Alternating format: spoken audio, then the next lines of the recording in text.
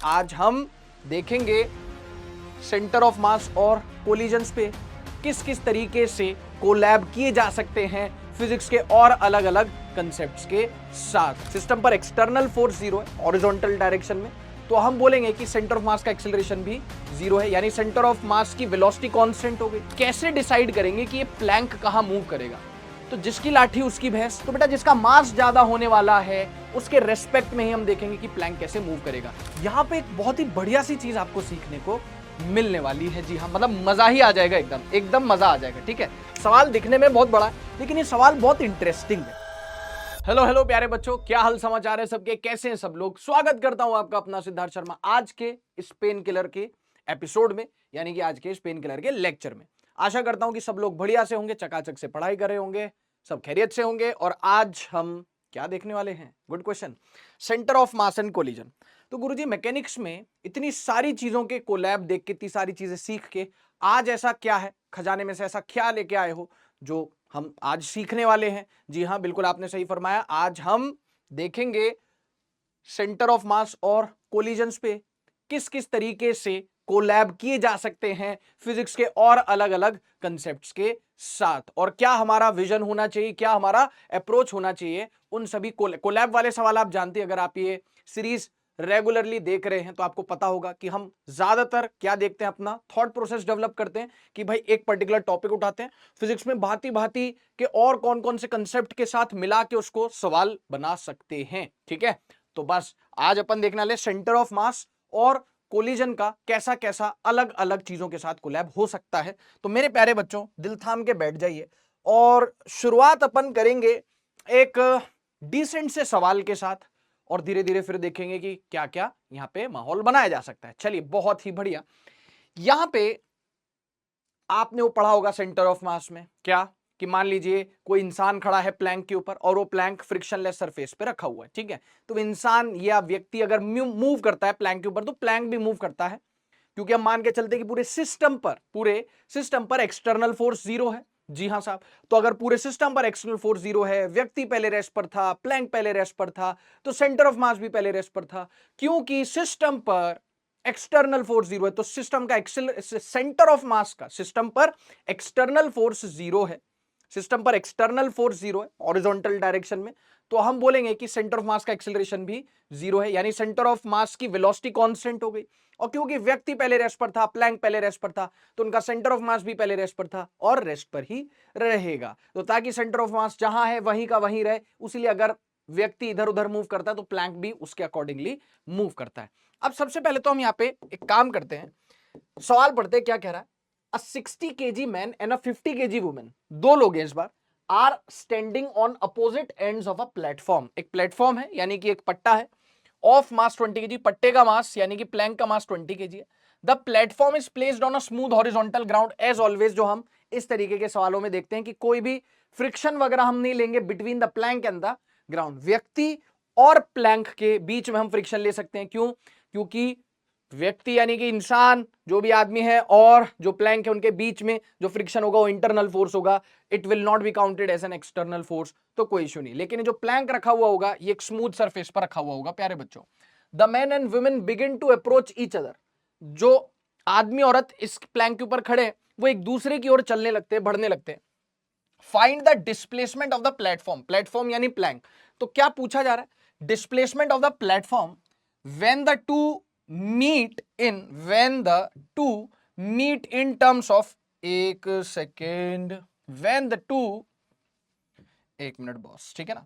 हाँ, when the two meet in terms of, मतलब आपको बताना है डिस्प्लेसमेंट किसका? प्लेटफॉर्म का। जब वो लोग मिलते हैं किसके टर्म्स में? In terms of the displacement x naught of the man relative to platform, है ना? मान लीजिए व्यक्ति अगर एक्स नॉट चलता है प्लेटफॉर्म के रेस्पेक्ट में, तो प्लेटफॉर्म के रिस्पेक्ट में व्यक्ति अगर डिस्प्लेस करता है एक्स नॉट, जब वो मिलते हैं तो एक्स नॉट के टर्म्स में हमें बताना है कि डिस्प्लेसमेंट ऑफ प्लैंक कितना होगा। बहुत ज्यादा पढ़ने में कंफ्यूजिंग लगता है, कई कबार तो हम कंक्लूड ही नहीं कर पाते कि सवाल में पूछा क्या है। तो आज इस पे थॉट प्रोसेस डेवलप करते आओ अपना। The length of the platform is 6 metre. तो एक बार आप चाहो अटेम्प्ट करना और पढ़ना इस सवाल को, तो मैं साइड में हटता हूं आपके लिए, आप पढ़ो इसको, देखो, अटेम्प्ट करो एक बार। ठीक है बेटा? Okay sir. देखो, अब सबसे पहले आपने घबराना नहीं है, और क्या करना है, एक काम करते हैं, कि यार यहां पे हम ये प्लैंक ले लेते हैं ना, ये प्लैंक ले लेते हैं, ठीक है क्या? ओके सर, ये प्लैंक ले लिया और इसको किस पे रख दिया आपने? एक स्मूथ सरफेस पर रख दिया। इस प्लैंक को किस पे रख दिया? स्मूथ सरफेस पे रख दिया। बेटर होगा कि हम ये डायग्राम जो है ना वो नेक्स्ट स्लाइड पे बनाए, ताकि अपना काम एकदम कैसा हो बच्चों? साफ सुथरा हो, ठीक है? अपना काम एकदम साफ सुथरा हो, ठीक है? तो ये प्लैंक बना लिया, ठीक है? ओके साहब, पहले तो पहले का सिनेरियो और बाद का सिनेरियो, यानी कि पहले जब कोई भी किसी ने चलना शुरू नहीं किया है तो ये स्मूथ सरफेस हो गया बच्चों। और मैं यहाँ पे क्या कर रहा हूं? मैं यहाँ पे विमेन ले रहा हूं। वैसे वो दे रखा है 60 केजी और 50 केजी, बट ये ऐसा लेफ्ट हैंड और राइट हैंड का नहीं मेंशन किया। तो मैं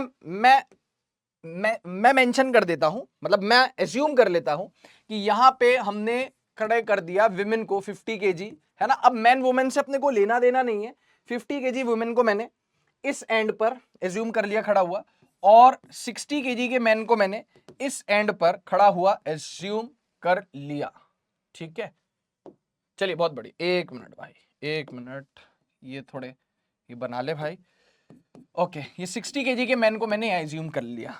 हालांकि उसने बोला है 60 केजी और 50 केजी, बट आप कुछ भी कहीं भी ले लो, 60-50 ले लो, 50-60 ले लो, आंसर वही आने वाला है। डोंट वरी, मतलब डायरेक्शन भले ही चेंज हो जाएगा, लेकिन मैंने यहाँ पे क्या एज्यूम कर लिया कि इधर को 50 केजी, इधर को 60 केजी, दोनों एंड्स पर खड़े हुए।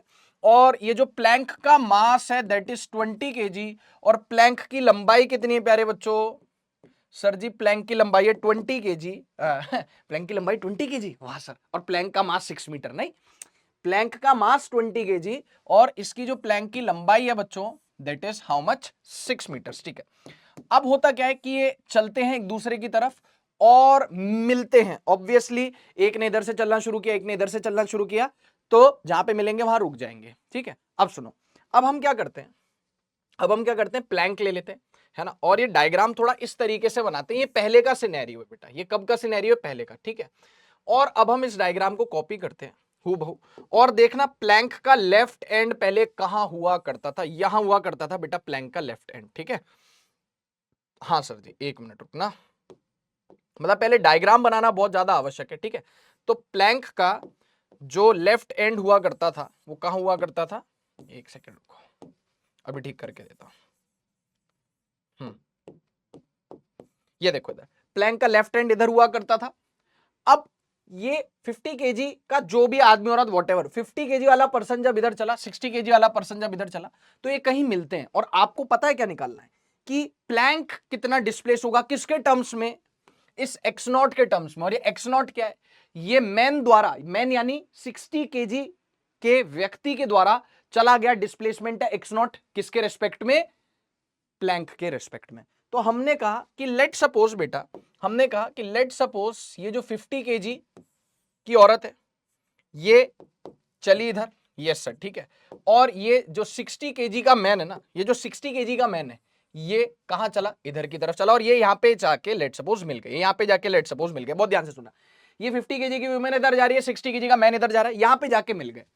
अब आपको क्या गिवन है?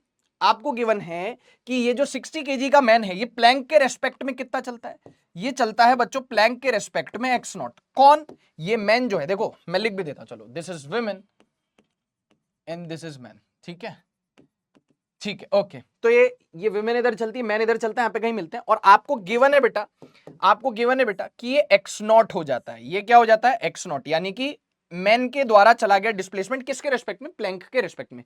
तो व्यक्ति अगर प्लैंक पर, प्लैंक के रेस्पेक्ट में एक्स नॉट चल लिया, ये एक्स नॉट है, मैं थोड़ा सा ऐसे करके लिख देता हूं, ये क्या है? एक्स नॉट है। तो ये विमेन कितना चल ली? सर प्लैंक की लंबाई है 6 मीटर, प्लैंक के रेस्पेक्ट में आदमी चल लिया एक्स नॉट, तो ये विमेन कितना चल रही? 6 माइनस एक्स नॉट। क्यों? क्योंकि 6 मीटर तो उसकी लंबाई ही है, किसकी? प्लैंक की। और 6 में से एक्स नॉट तो मैन ही चल लिया, तो ये प्लैंक प्लैंक बोल रहा हूं, तो ये विमेन कितना चली? 6 माइनस एक्स नॉट, और ये दोनों यहां पे जाके कहीं मिल गए, ठीक है? अब सुनना, अब इसका मास कितना है बच्चों? विमेन का 50 केजी, और मैन का मास कितना है बच्चों? 60 केजी। तो अब अगर आप देखो तो हम कैसे डिसाइड करेंगे कि ये प्लैंक कहां मूव करेगा? तो जिसकी लाठी उसकी भैंस, यानी कि जिसका मास ज्यादा होने वाला है, ये कहावत आपने सुनी होगी, जिसकी लाठी उसकी भैंस। Yes sir.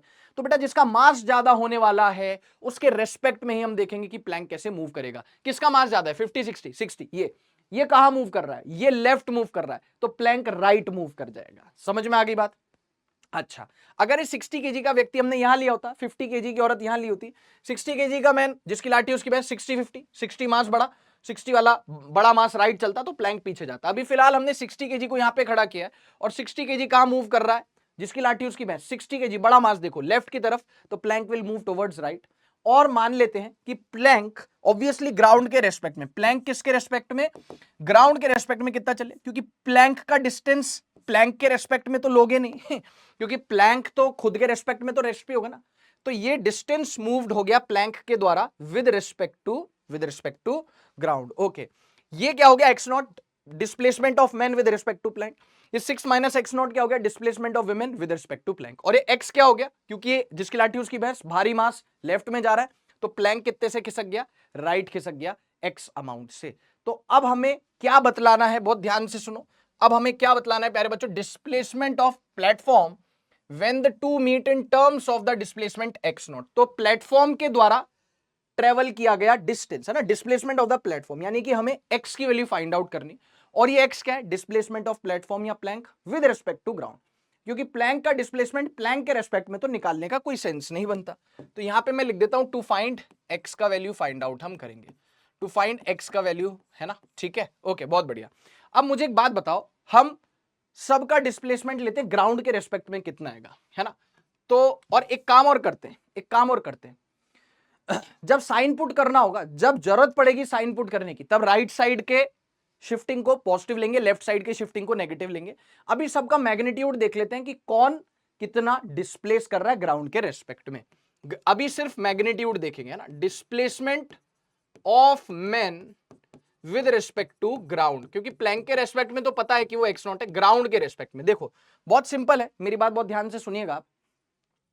आदमी कितना चला इस दिशा में प्लैंक के रेस्पेक्ट में एक्स नॉट, और प्लैंक पीछे कितना चल दिया एक्स, तो आदमी इफेक्टिवली कितना चल पाया। अभी मैं सिर्फ मैग्नीट्यूड की बात कर रहा हूं, मान लीजिए आदमी इस दिशा में चल लिया, लेट सपोज 3 मीटर्स चल लिया, और प्लैंक पीछे चला गया 1 मीटर, तो आदमी इफेक्टिवली ग्राउंड के रेस्पेक्ट में कितना चला, 3 माइनस 1 यानी कि 2 मीटर्स।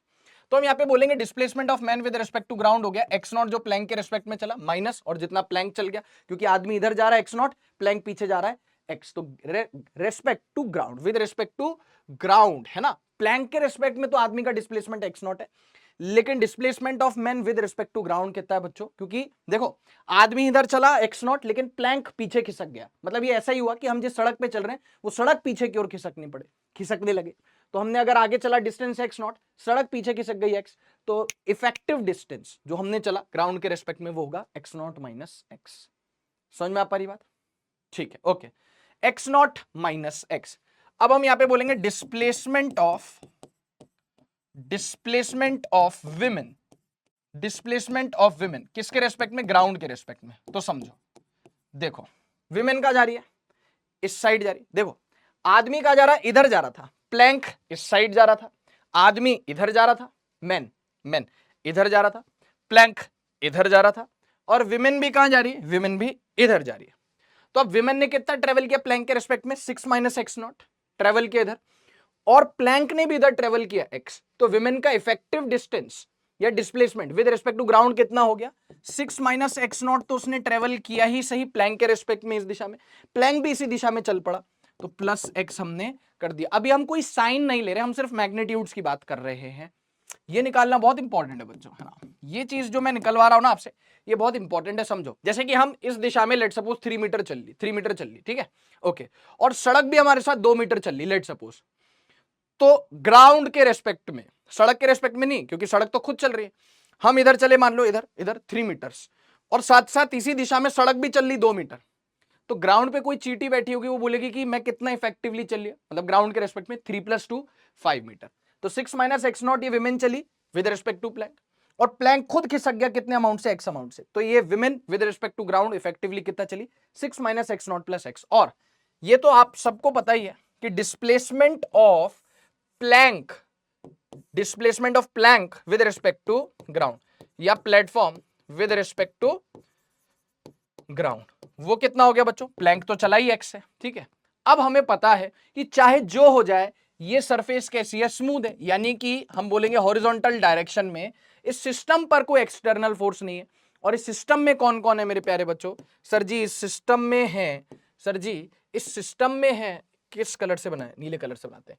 इस सिस्टम में कौन कौन है सर? इस सिस्टम में है प्लैंक, मेन एंड वुमेन, तीनों, ठीक है। और कोई हॉरिजॉन्टल डायरेक्शन में एक्सटर्नल फोर्स नहीं। तो क्या हम बोलेंगे सेंटर ऑफ मास शिफ्ट नहीं करेगा? सेंटर ऑफ मास थोड़ी शिफ्ट कर। प्लैंक के शिफ्ट होने का मतलब ये बिल्कुल नहीं है कि सेंटर ऑफ मास भी शिफ्ट हो रहा है। सेंटर ऑफ मास ना शिफ्ट हो, इसीलिए प्लैंक शिफ्ट हो रहा है।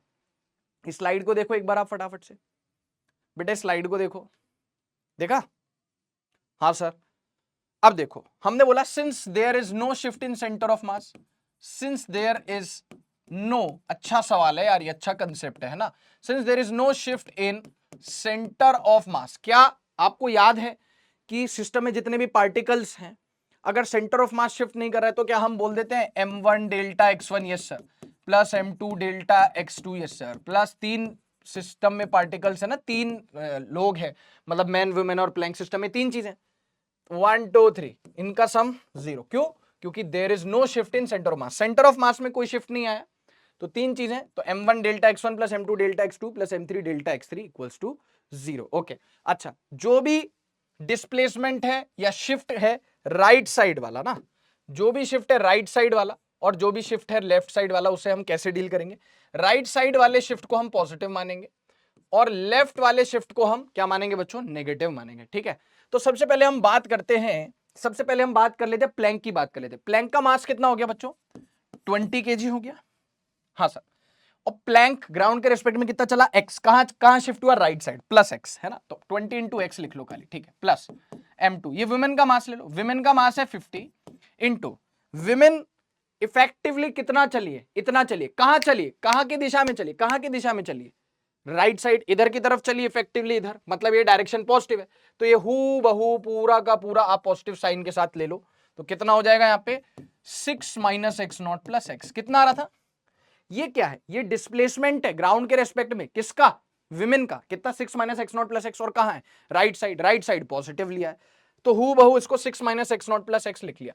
प्लस अब क्या बचा? व्यक्ति मैन 50 kg का, वो इफेक्टिवली कितना चला है? वो इफेक्टिवली चला एक्स नॉट माइनस एक्स, लेकिन कौन सी दिशा में?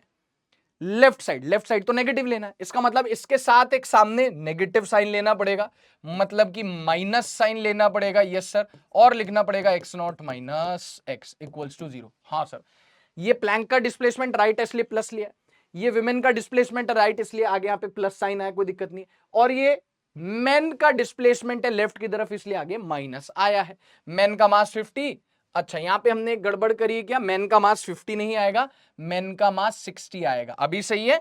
हाँ सर, मेन का मास, क्योंकि ये मेन का मास तो 60 है, विमेन का मास 50 है। चलिए अब यहां पे देखते हैं, खोलते हैं bracket, 20x plus 50 into 6 is 300 minus, एक काम करूं यार, पहले सबसे पहले ये 0 0 उड़ाओ यार, यहां से एक 10 कॉमन लिया, यहां से एक 10 कॉमन लिया, यहां से एक 10 कॉमन लिया, और वो 10 0 से उधर भेज दिया, 0 से डिवाइड कर दिया, मतलब 0 के नीचे चला गया, तो निपट लिया। अब खोलो, अब थोड़ा आसान हो गया, 2x, यस सर, प्लस 5 6 या 30 minus 5x naught, yes sir, plus 5x, yes sir. अब देखना बहुत ध्यान से, minus x naught, minus 6x naught, हाँ जी सर, ठीक है, minus minus plus, plus 6x equals to 0, ठीक है सर। अब इसको सॉल्व करो, 2x plus 5x plus 6x कितना हो गया? 5x, 5 2 7, 7 प्लस 6 13x, ये आ गया आपके पास 13x plus 30 minus 11x naught equals to 0, yes sir, क्योंकि आपको x नॉट तो पेपर में गिवन है, आपको x निकालना है in terms of x naught, तो ये उधर चला जाएगा, देखो 13x इक्वल्स टू, ये माइनस 11x नॉट उधर गया, 11x नॉट प्लस 30 यहां से उधर गया तो माइनस 30, ठीक है बच्चों, यस सर। और x की वैल्यू कितनी आ गई देखो, 11x नॉट माइनस 30, डिवीजन में क्या आ गया बच्चों? 13 आ गया, डिवीजन में 13 आ गया, देखो वो आ गया। तो हमारे पास फाइनली आंसर आया बेटा, x का वैल्यू आ चुका है हमारे पास, किसके टर्म्स में? x नॉट के टर्म्स में। तो हमने बिल्कुल भी पैनिक नहीं किया, और हमने पहले सबसे पहले ना डायग्राम बनाया, आप देखो यहां से सॉल्यूशन स्टार्ट है, डायग्राम बनाया और चीजों को व्यवस्थित रूप से लिखा, और जैसा जैसा जरूरत पड़ती गई वैसा वैसा हम करते गए, तो हम अल्टीमेटली रिजल्ट तक पहुंच ही गए। ये एक्स नॉट क्या है? Displacement of man with respect to plank, और ये एक्स क्या है? शिफ्ट या displacement of plank, obviously with respect to ground, plank का डिस्प्लेसमेंट प्लैंक के रिस्पेक्ट में तो नहीं लोगे, ये आंसर आ गया। अच्छा, तो एक बार आप देखो क्या अप्रोच रही हमारी, और सीखें इससे, इस सवाल से सीखें, वो ज्यादा जरूरी है कि हम सीख लेके जाएं, कुछ लर्निंग लेके जाएं बेटा इस सवाल में। चलिए शाबाश, है ना। ये बिफोर, ये आफ्टर, ये बिफोर का सिनेरियो है, हाँ सर, ये बिफोर का सिनेरियो है, यस सर, ये देखो, और बेटा ये है सिनेरियो कब का, ये है सिनेरियो कब का, आफ्टर का, है कि नहीं, यस सर। तो ये विमेन, आप ऐसा भी कर सकते हो, मैन इधर ले लो, विमेन इधर ले लो, बस होगा क्या कि फिर मैन इधर जाएगा तो प्लैंक पीछे जाएगा, आंसर उतना ही आएगा जो अभी आ रहा है ना अपना, क्या मैग्नीट्यूड उसका उतना ही है, 11x - 30 डिवाइड बाय 13। खैर, तो देखें इधर, ये बिफोर या आफ्टर, और प्लैंक इफेक्टिवली कहां जाएगा वो डिसाइड करेगा बड़ा मास, बड़ा मास ये है, बड़ा मास अगर इधर जा रहा है तो प्लैंक इस साइड जाएगा, कितने से, x अमाउंट से। यहां पे हमने सबके डिस्प्लेसमेंट लिखे हैं विद रेस्पेक्ट टू ग्राउंड, अभी कोई साइन वाइन नहीं लिया, सिर्फ मैग्नीट्यूड कि यार ये औरत 6 - x0 इधर गई, प्लैंक भी इधर गया, तो टोटल वुमेन कितना गया, 6 - x0 + x। आदमी इधर गया x0, प्लैंक के साइड चला गया x, तो आदमी इफेक्टिवली इधर कितना गया, x0 - x, और प्लैंक तो राइट साइड गया ही x।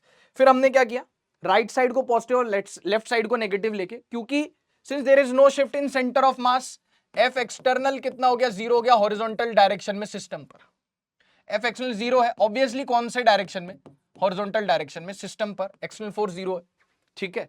तो उस वजह से हम कहेंगे कि कोई शिफ्ट नहीं आएगा सेंटर ऑफ मास में, और m1 delta x1 + m2 delta x2 + m3 delta x3 को 0 लगा के सबको प्रॉपर व्यवस्थित रूप से साइन को, राइट साइड के डिस्प्लेसमेंट को पॉजिटिव, लेफ्ट साइड के डिस्प्लेसमेंट को नेगेटिव लेके ही हमारे पास ये आंसर आया।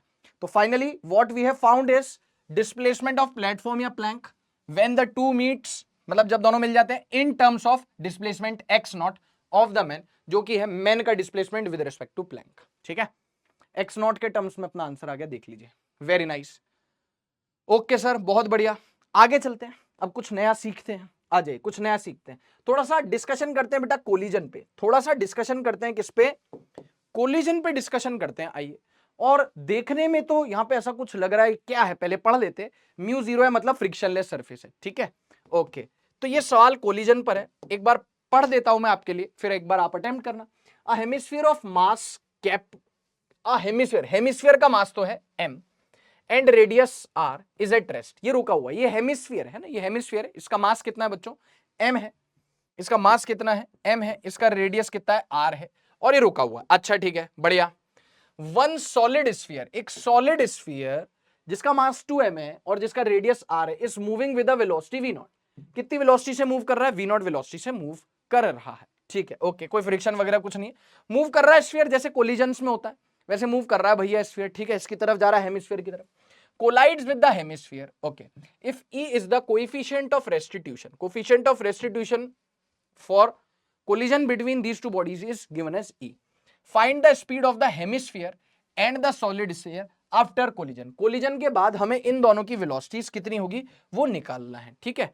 तो अगर आप चाहते हैं कि हमें एक बार ट्राई करना है सर, तो बिल्कुल गो ऑन, एक बार करके देख लीजिए, बाकी फिर अपन डिस्कस करते हैं कि क्या यहाँ पे करना रहेगा हमको, ठीक है, देख लिया। अच्छा, सबसे पहले तो आपने घबराना नहीं है, और मैं आपसे पूछूं बेटा ये हेड ऑन कोलिजन है या ओब्लिक कोलिजन है, तो आप क्या बोलोगे, सर जी ये देखने में तो ऐसे आमने सामने वाली टक्कर लग रही, लेकिन अगर आप ध्यान से देखो दोनों के सेंटर्स को ज्वाइन करो तो इसका जो मोशन है वो इन दोनों के सेंटर्स को ज्वाइन करने वाली लाइन के अलोंग नहीं है, which means it is not a head on collision, it is oblique collision. कैसी कोलिजन है बच्चों, ये ओब्लिक कोलिजन है। तो सबसे पहले यहां पे मैंने लिख देना है कि ये कोलिजन कैसी है, कि ये कोलिजन कैसी है, ओब्लिक कोलिजन है, और उसी पर बेस्ड ये बच्चों सवाल है ओब्लिक कोलिजन पे, ठीक है, कोई बात नहीं।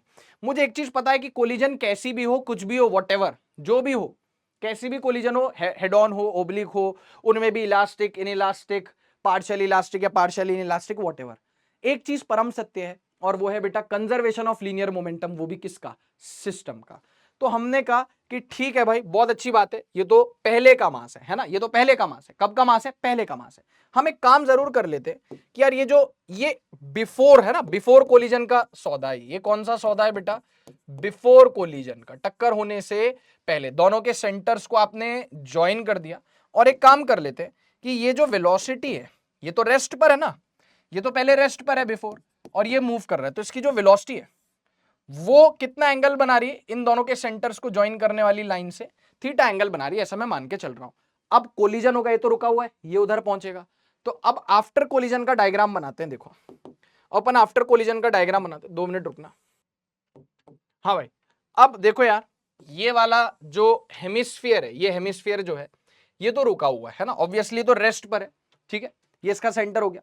और ये जो ये जो स्फीयर है, ये जो सॉलिड स्फीयर है, ये आ रहा है, ये आ रहा है, आ रहा है, आ रहा है, आ रहा है, आ रहा है, आ रहा है, आ रहा है, आ रहा है, उससे टक्कर होगी। यस सर, ये ऐसे आ रहा है, देखना इधर फील करें, ऐसे आ रहा है, इधर आ रहा है, आ रहा है, आ रहा है, आ रहा है, आ रहा है, और इधर टक्कर हो जाएगी इससे, ठीक है। तो जब टक्कर होगी तब का डायग्राम बनाता हूं, ड्यूरिंग कोलिजन। ये देखो, ये टक्कर हो रही है, ये टक्कर हो रही है, इसका सेंटर कहां है बेटा, इसका सेंटर ये रहा, दोनों के सेंटर्स को जोड़ने वाली लाइन बना दो, ये दोनों के सेंटर्स को जोड़ने वाली लाइन होगी, ठीक है। अब मैंने बोला कि ये तो ड्यूरिंग कोलिजन है, ये ड्यूरिंग कोलिजन है, ये सीन, ये सिनेरियो बिफोर कोलिजन है, ये ड्यूरिंग कोलिजन है, और मान लेते हैं कि कोलिजन के बाद, मान लेते हैं बच्चों कि कोलिजन के जस्ट बाद जो इनकी वेलोसिटीज होगी वो कुछ ऐसी होगी कि इसकी वेलोसिटी हम बोल देंगे कोलिजन के बाद, मान लो कितनी हो गई, v1 हो गई। कितनी होगी प्यारे बच्चों, कोलिजन के बाद ये वेलोसिटी हो गई v1, और कोलिजन के बाद ये वाली वेलोसिटी कितनी हो गई, इसकी वेलोसिटी होगी v2। कोलिजन मतलब जस्ट कोलिजन हुई है और उसके बाद अब क्या हो रहा है, इसकी वेलोसिटी v1 और इसकी वेलोसिटी v2 अगेन, ठीक है। समझ में आ पा रही बात? अब बहुत ध्यान से सुनिएगा, अब बहुत ध्यान से सुनिएगा। हम यहां पे काम करते हैं, क्योंकि अभी तो ये थीटा चेंज होगा, तो अभी इस थीटा को यूज नहीं करते हैं, बाद में यूज करेंगे, ठीक है, क्योंकि ऑब्वियसली थीटा चेंज होगा। ये तो पहले का सिनेरियो है, डन है, हाँ ठीक है, पहले का सिनेरियो। अब ये जस्ट टक्कर हुई, टक्कर से पहले जस्ट इससे पहले इधर था, जस्ट इससे पहले इधर था, टक्कर से जस्ट, टक्कर होने से जस्ट पहले, और टक्कर होने के जस्ट बाद इनकी वेलोसिटीज हमने ले ली, ये वेलोसिटी v1 ले ली और ये वेलोसिटी v2 ले ली। अच्छा सर ठीक है, अब मैं क्या कर रहा हूं, बस ये टक्कर अब हुई है, इससे मतलब हल्का सा पहले देखोगे तो इसकी वेलोसिटी, ये रेस्ट पर रहा होगा, हल्का सा पहले टक्कर से जस्ट पहले, जस्ट एकदम जस्ट कितनी वेलोसिटी थी, v0, और ये रेस्ट पर था। और अब जब टक्कर हो रही है और टक्कर जस्ट होने के बाद इसकी वेलोसिटी v1 हो जाएगी, इसकी वेलोसिटी v2 हो जाएगी। मैंने कहा कि इनके सेंटर्स को ज्वाइन किया, और ये वाला एंगल कितना ले लिया बच्चों, हमने वाला एंगल थीटा ले लिया। कितना ले लिया वाला एंगल, थीटा ले लिया। ओके चलेगा, ये सर बिल्कुल सर चलेगा। अब बहुत ध्यान से सुनना, क्या मैं कह सकता हूं कि COLM तो लगेगा ही लगेगा, है ना, COLM यानी कि applying conservation of linear momentum, क्योंकि टक्कर कैसी भी हो, applying conservation of linear momentum for system. तो क्या हो जाएगा बिफोर कोलिजन, तो सिस्टम का मोमेंटम है ना, सिस्टम का मोमेंटम कब बेटा, बिफोर कोलिजन इक्वल्स टू, है ना, ध्यान से सुनना, applying COLM for system, momentum किसका, सिस्टम का, बिफोर इक्वल्स टू मोमेंटम किसका, सिस्टम का, कब, फाइनल यानी after collision, before and after. हाँ जी सर ठीक है। तो आप मुझे एक बात बतलाओ, एक काम करता हूं, इसको थोड़ा सा ऊपर करता हूं, एक मिनट, ठीक है, हाँ है ना। अब सुनना, तो यहां पे हमने क्या किया कि सिस्टम का मोमेंटम टक्कर से पहले कितना है, ये तो रेस्ट पर है, m/0, इसका मास है 2m, इसकी वेलोसिटी है हॉरिजॉन्टल में v0, तो इसका मोमेंटम हो गया 2m v0 और इसका हो गया 0, तो ये आ गया 2m v0 प्लस वो दूसरा रेस्ट पर था 0। अब टक्कर के बाद इसकी वेलोसिटी, टक्कर के जस्ट इमीडिएटली बाद इसकी वेलोसिटी v1 और इसकी वेलोसिटी v2, इसका मास कितना है बच्चों 2m है, और इसका मास कितना है बच्चों m है ना। तो हमने क्या बोल दिया, इस टक्कर के बाद मोमेंटम इसका कितना हो गया 2m v1 प्लस इसका मोमेंटम टक्कर के बाद कितना हो गया m × v2, ठीक है। अब एक काम किया जा सकता है, m से m शहीद कर दीजिए, तो ये तो बिल्कुल सिंपल सी चीज है, बेसिक सी चीज है कि हमने क्या लगा दिया, conservation of linear momentum, conservation of linear momentum किसका, एक बॉडी का, सिस्टम का, सर पूरे सिस्टम का, पूरे सिस्टम का ही कंजर्व रहता है, ठीक है। तो कितना आ गया बेटा, यहां से हमारे पास एक इक्वेशन आया 2v0 equals to 2v1 plus v2, है ना, ये एक इक्वेशन फॉर्म हुआ है, इसको अपन डब्बे में बंद कर देते हैं, ये अपने काम आएगा आगे। अच्छा कितने वेरिएबल्स हैं बच्चों, सर एक वेरिएबल है v1, एक वेरिएबल है v2, 2 वेरिएबल्स है, इक्वेशंस भी 2 होने चाहिए, एक इक्वेशन तो बन गया कंजर्वेशन ऑफ लीनियर मोमेंटम से। अब दूसरा इक्वेशन कहां से लाएं, सोचो, क्या हमने पढ़ा है कि ओब्लिक कोलिजन में मेरे प्यारे बच्चों, जैसे ये यहां पे टक्कर हो, ये कॉमन टेंजेंट है, ये कॉमन टेंजेंट है कि नहीं, हाँ सर, कॉमन टेंजेंट के अलोंग कोई इंपल्सिव फोर्स नहीं लगता, कॉमन टेंजेंट के अलोंग कोई वेलोसिटी वगैरह या उसका कोई कंपोनेंट चेंज नहीं होता, सेंटर टू सेंटर ज्वाइन करते हैं तो कॉमन नॉर्मल होता है, और इंपल्सिव फोर्स भी कॉमन नॉर्मल के अलोंग लगता है, और जो कोएफिशिएंट ऑफ रेस्टिट्यूशन का फॉर्मूला होता है वो भी प्यारे बच्चों कैसा लगता है, जो कोएफिशिएंट ऑफ रेस्टिट्यूशन का फॉर्मूला होता है वो भी प्यारे बच्चों कैसे कहां लगता है, कॉमन नॉर्मल के अलोंग। तो कॉमन नॉर्मल कौन सी है, जो ये रेड डॉटेड लाइन है तो कॉमन टेंजेंट है, कॉमन नॉर्मल के अलोंग कोएफिशिएंट ऑफ रेस्टिट्यूशन लगाएंगे। ठीक है सर, कोएफिशिएंट ऑफ रेस्टिट्यूशन वैसे क्या होता था सर, कोएफिशिएंट ऑफ रेस्टिट्यूशन है ना, अप्लाइंग इक्वेशन ऑफ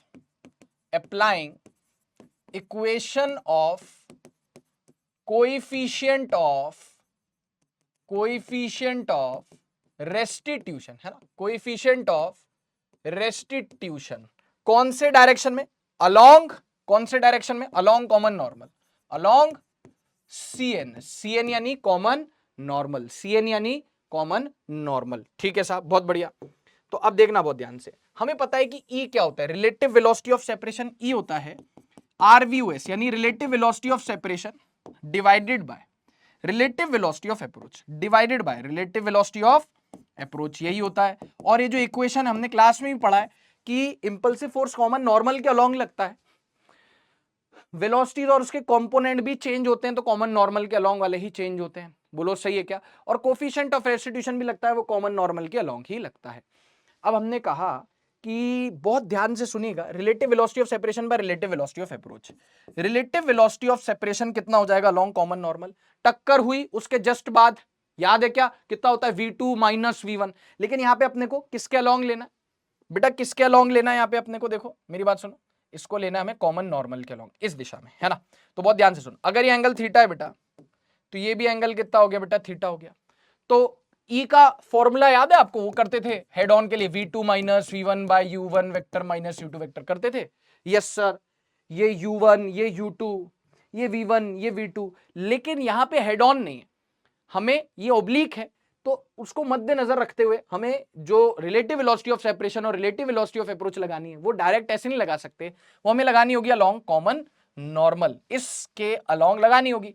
तो हमने कहा कि इसके अलोंग टक्कर के बाद इसकी वेलोसिटी कितनी है, V2 cos थीटा, कितनी है V2 cos theta, yes sir, और टक्कर के बाद इसकी velocity along this common normal कितनी है, V1 cos थीटा, हाँ सर। तो हमने बोला कि E कितना हो गया, relative velocity of separation V2 cos theta minus V1 cos theta, ये भी ठीक है, सही है। कैसे, टक्कर के जस्ट बाद इसकी वेलोसिटी कॉमन नॉर्मल के अलोंग कितनी है, V2 cos थीटा, टक्कर के जस्ट बाद इसकी वेलोसिटी अलोंग कॉमन नॉर्मल कितनी है, V1 cos थीटा, तो क्या हो गया V2 cos theta minus V1 cos theta. ठीक है साहब, relative velocity of approach U1 minus U2 यानी टक्कर से पहले सेपरेशन हो रहा है, टक्कर के बाद पहले हो रहा है अप्रोच टक्कर से पहले, तो U1 माइनस U2 करते थे तो रेस्ट पर था तो U2 तो जीरो हो जाएगा। अब U1 आपने लेना है, U1 आपने लेना है यानी कि टक्कर के पहले, लेकिन कहां लेना है, अलोंग कॉमन नॉर्मल। तो बहुत ध्यान से सुनना, इसकी जो वेलोसिटी जस्ट टक्कर से पहले थी, इसकी वेलोसिटी जस्ट टक्कर से पहले कितनी थी, V0 थी कि नहीं थी, इसकी वेलोसिटी जस्ट टक्कर से पहले, मतलब ये देखो ना ऐसा कुछ हुआ होगा, टक्कर से हल्का सा पहले, जस्ट पहले इसकी वेलोसिटी V1 नहीं थी, V1 तो जस्ट टक्कर के बाद है, जस्ट टक्कर के बाद है, टक्कर से जस्ट पहले इसकी वेलोसिटी थी V0। तो क्या मैं कह सकता हूं कि टक्कर से पहले इसकी वेलोसिटी V0 थी, तो इस कॉमन नॉर्मल के अलोंग कितनी थी, वो भी थी V0 cos थीटा।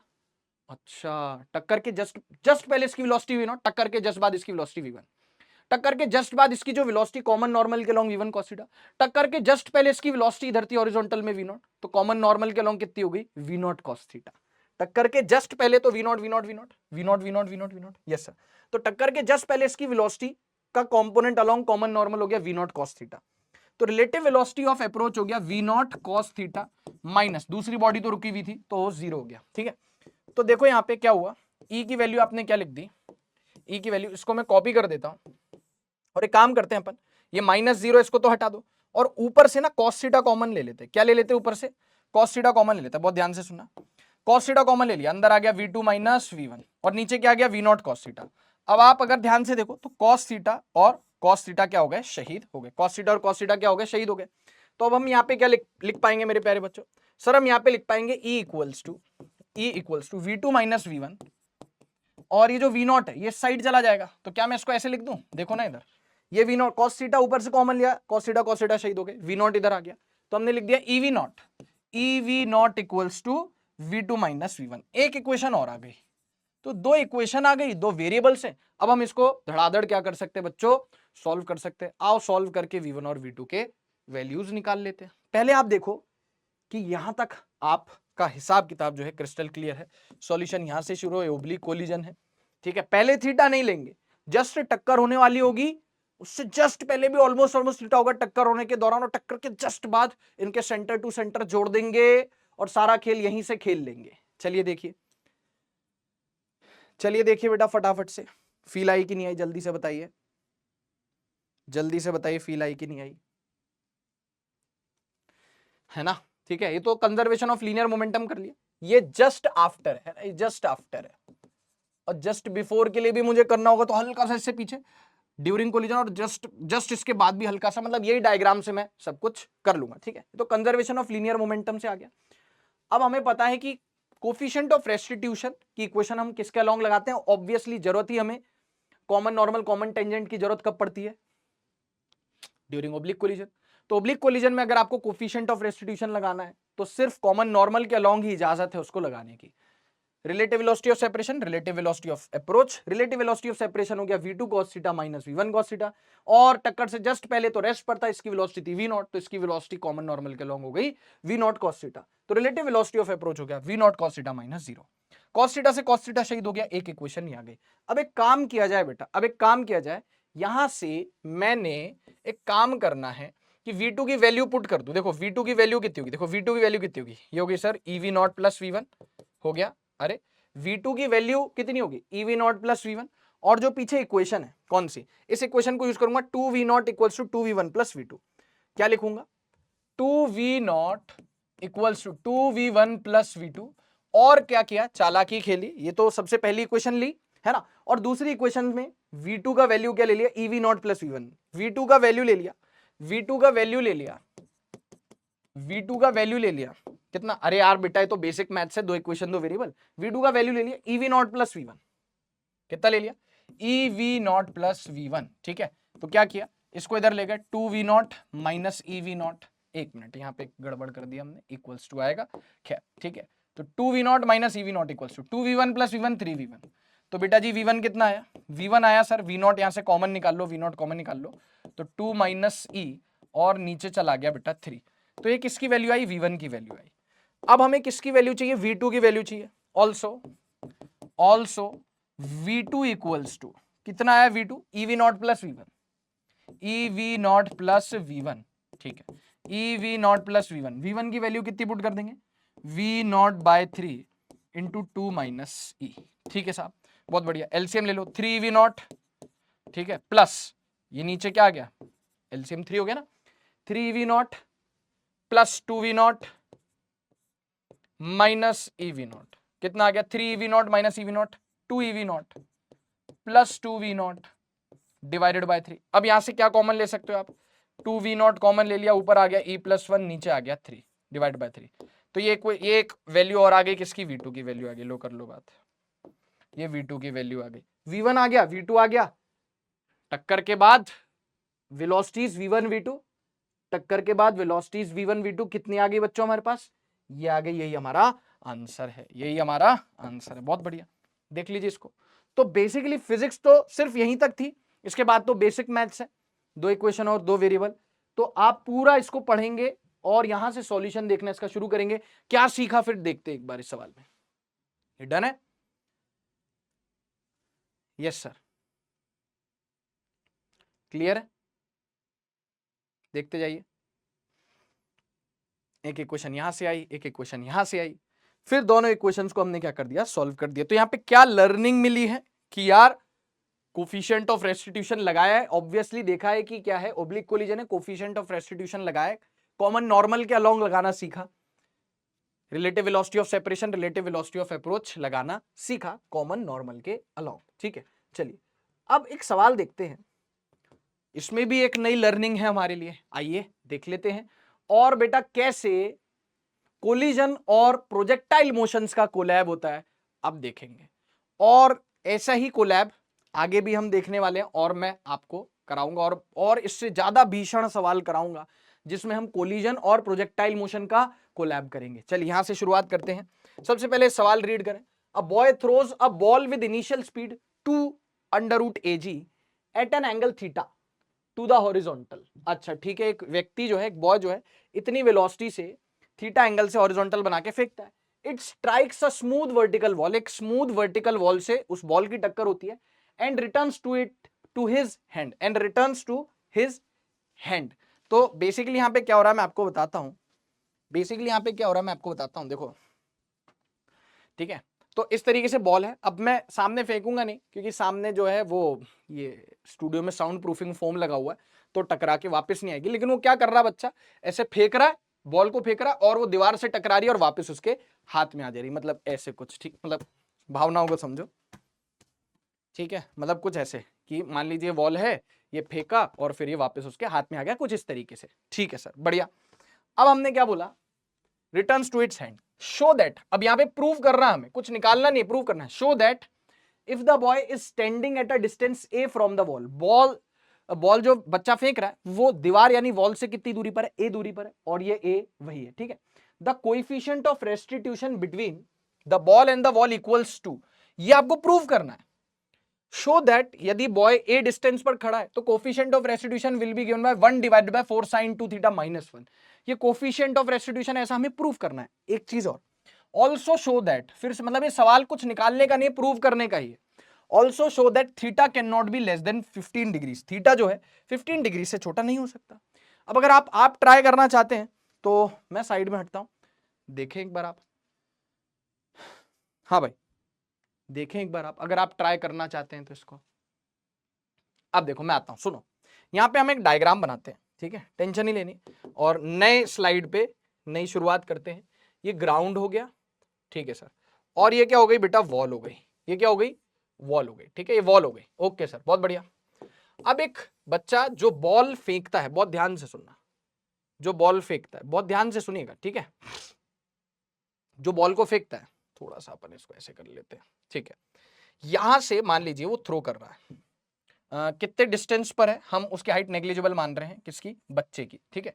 ए डिस्टेंस से क्या करता है बच्चों, ए डिस्टेंस दीवार से कितनी दूरी पर है वो, ये वॉल हो गई। ये दीवार से कितनी डिस्टेंस पर है बच्चा, ए डिस्टेंस पर है, ठीक है सर। कितनी स्पीड से फेंक रहा है ये आपको स्पीड दे रखी, इनिशियल स्पीड में फिलहाल यू ले लेता हूं, कितना ले लेता हूं, फिलहाल यू ले लेता हूं, कितना एंगल पर, थीटा एंगल पर, ठीक है। तो इसका जो मोशन होगा वो कैसा होगा बच्चों, कुछ ऐसा होगा। अरे होगा कि नहीं होगा, हाँ सर, इसका ट्रेजेक्ट्री कुछ ऐसा होगा। लेकिन अब इस ट्रेजेक्ट्री में एक ट्रेजेडी हो जाएगी, यानी कि अगर ये दीवार नहीं होती तो ये बॉल कैसी जाती, आप बताओ सर। अगर ये दीवार नहीं होती तो ये बॉल पूरा ऐसा जाती, ट्रेवल करती। लेकिन अब इस ट्रेजेक्ट्री में ट्रेजेडी हो, इस ट्रेजेक्ट्री में एक ट्रेजेडी हो गई, ये कि दीवार बीच में आ गई। तो अब दीवार बीच में आ गई तो ऑब्वियसली दीवार तोड़ के तो बॉल जाएगी नहीं। तो हो क्या रहा है कि जो बॉल है वो दीवार से टकरा रही है, और सवाल के अकॉर्डिंग, सवाल में बच्चों गिवन है, सवाल के अकॉर्डिंग वो बॉल वापस लौट के इस बच्चे के हाथ में आ जा रही है। तो हमें प्रूव करना है कि भाई जो ई का वैल्यू है वो कुछ वहां पे दे रखा है, वैसा वैसा कुछ ई का वैल्यू आएगा। बोलो बात क्लियर है क्या, बोलो बेटा बात क्लियर है क्या। हाँ सर क्लियर है। तो अब अपन शुरुआत करते हैं।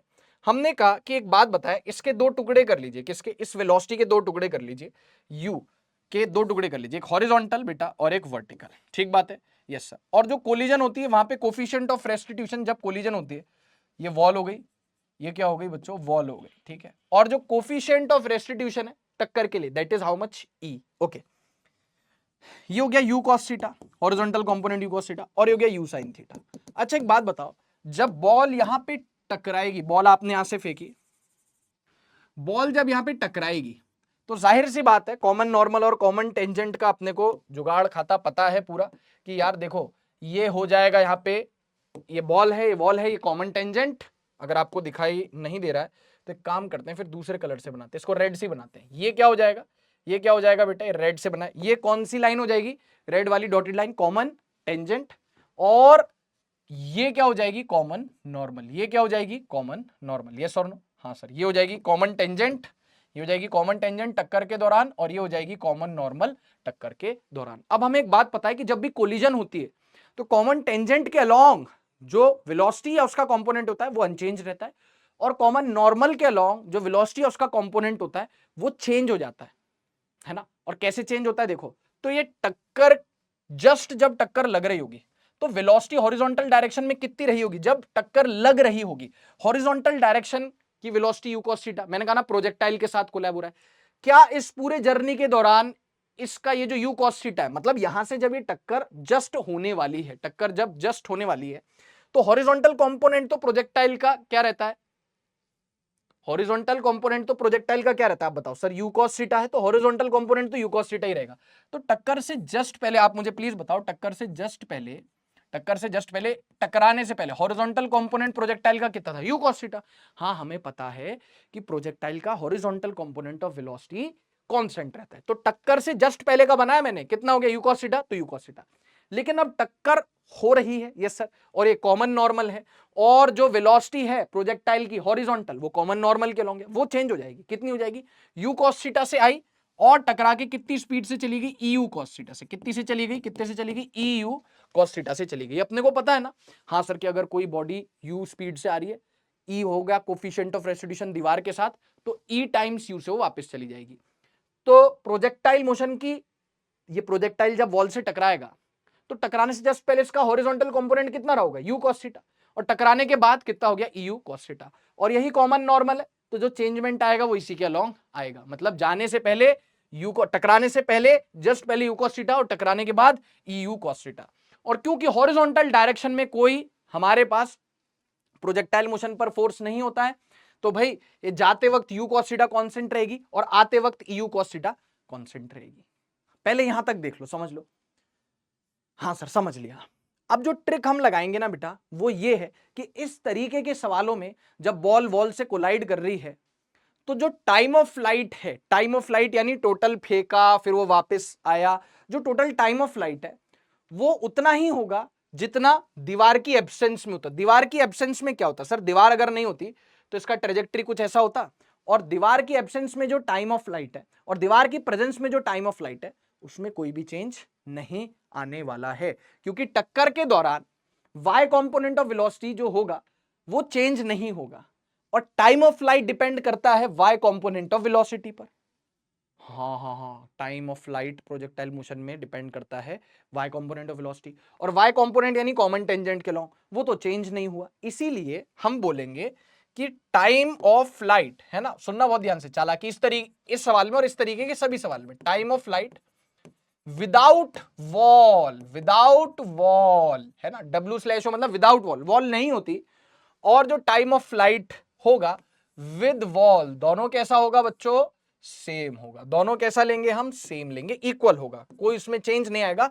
अगर ये वॉल नहीं होती तो भी उतना ही टाइम ऑफ फ्लाइट होता जितना, मतलब लैंड करने में, लेट सपोज दीवार नहीं होती तो ये लैंड करता इधर लेट सपोज 8 सेकंड में, तो अब जब दीवार है तो अभी भी फेंका टकराया वापस आएगा 8 सेकंड में ही।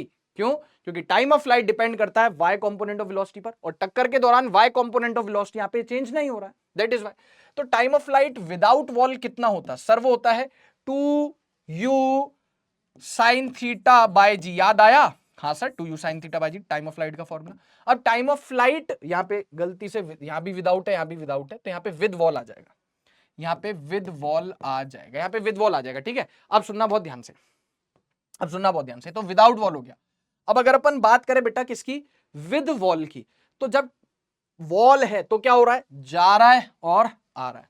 तो हमें पता है कि हॉरिजॉन्टल डायरेक्शन में कोई फोर्स नहीं है। जाते वक्त, पूरे जर्नी के दौरान जाते वक्त डिस्टेंस कितना कवर किया? ए, कितनी स्पीड से? अरे एक्स डायरेक्शन तो वेलोसिटी कितनी थी? सेम थी हमेशा, u cos थीटा। तो जाते वक्त कितना टाइम लगा? डिस्टेंस बराबर speed into time, time is distance upon speed. तो जाते वक्त डिस्टेंस कितना था? a डिवाइड बाय जाते वक्त स्पीड कितनी थी? u cos theta, yes sir, plus लौटते वक्त कितना टाइम लगा होगा? Time is distance upon speed. लौटते वक्त हॉरिजॉन्टल में कितना डिस्टेंस ट्रेवल किया? a। लौटते वक्त हॉरिजॉन्टल में वेलोसिटी कितनी रही? बनी रही eu cos थीटा। ओ, ये आप देखो ऑलमोस्ट अपना हिसाब किताब डन है। मान के चलो कि सवाल 80% तो सॉल्व हो गया है। इसका मतलब हमने शुरुआत ही कहां से करी इसको सॉल्व करने की? यहां से करी है, और इतने से स्पेस में हमने इस सवाल को 80% सॉल्व कर लिया। पहले मैं चाहूंगा कि आप इसको एक बार देखो यार, खुद से देखो क्या क्या हमने यहां पे किया है। देखो भाई, देखा बेटा आपने? हाँ सर, ये बहुत बढ़िया की पॉइंट है कि टाइम ऑफ फ्लाइट जब दीवार नहीं होती तब, और जो टाइम ऑफ फ्लाइट अब जब दीवार है, दोनों केसेस में सेम ही रहेगा, कोई चेंज नहीं आएगा। दीवार नहीं होती तो कितना टाइम ऑफ फ्लाइट होता है प्रोजेक्टाइल का? 2u sin theta by g. Yes sir. अब जब दीवार है तो जाने वाला टाइम और वापस आने वाला, जाने वाला टाइम और वापस आने वाला टाइम, जाने वाले टाइम उसने हॉरिजॉन्टल में कितना डिस्टेंस कवर किया, a divide by horizontal velocity उसकी कितनी रही जाते वक्त टकराने से पहले, u cos थीटा, प्लस लौटने वाला टाइम, लौटते वक्त उसने कितना हॉरिजॉन्टल डिस्टेंस कवर किया, a लौटते वक्त हॉरिजॉन्टल में कितनी वेलोसिटी रही all the time, eu cos theta. तो ये जाने वाला टाइम या आने वाला टाइम, डायरेक्ट लग गया distance equals to speed into time. Sir लेकिन एक सेकंड, डिस्टेंस बराबर स्पीड इनटू टाइम तो हम तब लगाते हैं ना जब कोई एक्सेलरेशन नहीं होता है। तो जी हाँ, यहाँ पे हॉरिजॉन्टल डायरेक्शन में कोई एक्सेलरेशन नहीं है। अब हमने यहाँ पे क्या किया बेटा, बहुत ध्यान से सुनिएगा, हमने काम किया u cos थीटा से मल्टीप्लाई कर दो, चलो दोनों तरफ, मल्टीप्लाइंग बोथ साइड्स, ऐसे तो हो गया है सवाल almost, multiplying both sides with, किससे मल्टीप्लाई किया है, दोनों तरफ, किससे मल्टीप्लाई किया, दोनों तरफ u cos थीटा से मल्टीप्लाई किया, ठीक है। तो ये कितना आ गया प्यारे बच्चों, 2u sin theta by g, 2u sin theta by g, किससे मल्टीप्लाई किया, u cos थीटा से इधर भी और u cos थीटा से इधर भी, हर तरफ, तो u cos theta into a by u cos theta, हर टर्म को बेसिकली आप u cos थीटा से मल्टीप्लाई कर रहे हो, u cos theta into a by e u cos of theta. Yes sir. तो अब अगर आप ध्यान से देखो ना बेटा, तो ये u cos थीटा और ये u cos थीटा शहीद हो गया, ये u cos थीटा और ये u cos थीटा शहीद हो गया। Yes sir. और यहाँ पे तो कुछ भी शहीद नहीं हो रहा है।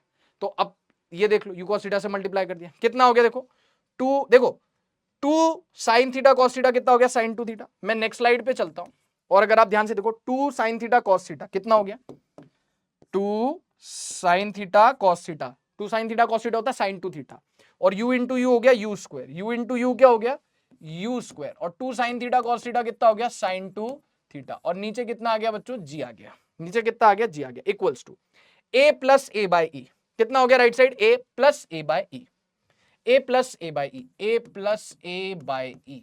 अब एक काम करो, u की वैल्यू कितनी थी बेटा, कितनी स्पीड से आपने फेंका था उसको, ये u था, जितनी स्पीड से फेंका था 2 टाइम्स अंडर रूट ए जी, ये पुट करो u की जगह, 2 टाइम्स अंडर रूट ए जी पुट करो, उसका हो गया स्क्वायर इंटू साइन 2 थीटा बटे G equals to a common ले लो, और यहां पे आ गया 1 प्लस 1 बाई ई, आ गया, हाँ सर। अब 2 का स्क्वायर हो गया 4, रूट ए जी का स्क्वायर हो गया ए जी, और बाकी हमारे पास ये कचरा पट्टी यहां पे आ गया साइन 2 थीटा बाई जी, ठीक है, equals to a into 1 plus 1 by e. अब देखो फिर से कुछ ना कुछ निपट रहा है, यहाँ पे a से a शहीद हो गया, g से g शहीद हो गया। अब आपको तो e ही प्रूव करना था ना, और हमको वो e का वैल्यू आता दिख रहा है, ये हो गया 4 साइन 2 थीटा, 4 साइन 2 थीटा, ये 1 इधर है तो ये -1 है ना, 1 बाय ई, तो e की वैल्यू कितनी आ गई, ये पूरी कचरा पट्टी नीचे जाएगी, e इधर आएगा, देखो ना, -1 इधर आ गया, 4 sine theta -1 equals to 1 by e, इधर लेके आओ, और ये जो भी है कचरा पट्टी नीचे लेके जाओ, तो हो गया 1 डिवाइडेड बाय 4 साइन 2 थीटा -1, देखो वो आ गया, हेंस प्रूव्ड, है ना। तो ये लिखने में जो आनंद है ना बेटा, अलग ही आनंद है ना, hence proved, hence proved. Sir लेकिन एक चीज और प्रूव करनी है, हो जाएगी, वो भी बहुत आसानी से हो जाएगी। देखो मेरी बात सुनो, फिजिक्स यहीं तक है, इसके बाद बेसिक मैथ्स है, इसके बाद बेसिक मैथ्स है ना, क्या बोलते हो, अरे क्या बोलते हो, बात तो सही, ई का वैल्यू आ गया, प्रूव करना था ई का value, show that coefficient of restitution between the ball and the wall equals to, यही तो आ रहा है, 1 divided by 4 sine 2 theta -1, 1 divided by 4 sine 2 theta -1, यही तो आ रहा है, हाँ सर बिल्कुल यही आ रहा है, बहुत बढ़िया। एक चीज और बतानी है कि also show that theta can not be lesser than 15 degree, यानी कि थीटा 15 से छोटा नहीं हो सकता है, तो 15 या 15 से ज्यादा चलेगा, 15 से छोटा नहीं हो सकता, ऐसा प्रूव करना है। अब तो हो जाएगा, अब तो हो जाएगा। ये जो ई की वैल्यू आ रही है, क्या आपको मालूम है, क्या आपको मालूम है, जो ई की वैल्यू आ रही है, ठीक है, ई की वैल्यू आ रही है, क्या आपको मालूम है कि ई की वैल्यू या तो मैक्सिमम 1 हो सकती है या उससे छोटी हो सकती है, उससे बड़ी नहीं हो सकती, पता है क्या? हाँ हाँ पता है ना सर हमको कि ई की वैल्यू 0 से 1 के बीच में हो सकती है, 0 भी हो सकती है और मैक्सिमम 1 भी हो सकती है, ना 0 से छोटी ना 1 से बड़ी। तो ये हमें बात मालूम है, इसी बात को हम एक्सप्लॉइट करेंगे। और ई की वैल्यू कितनी आई है 1/4 sine 2 theta minus 1 less than equals to 1, यही आया है। Yes sir.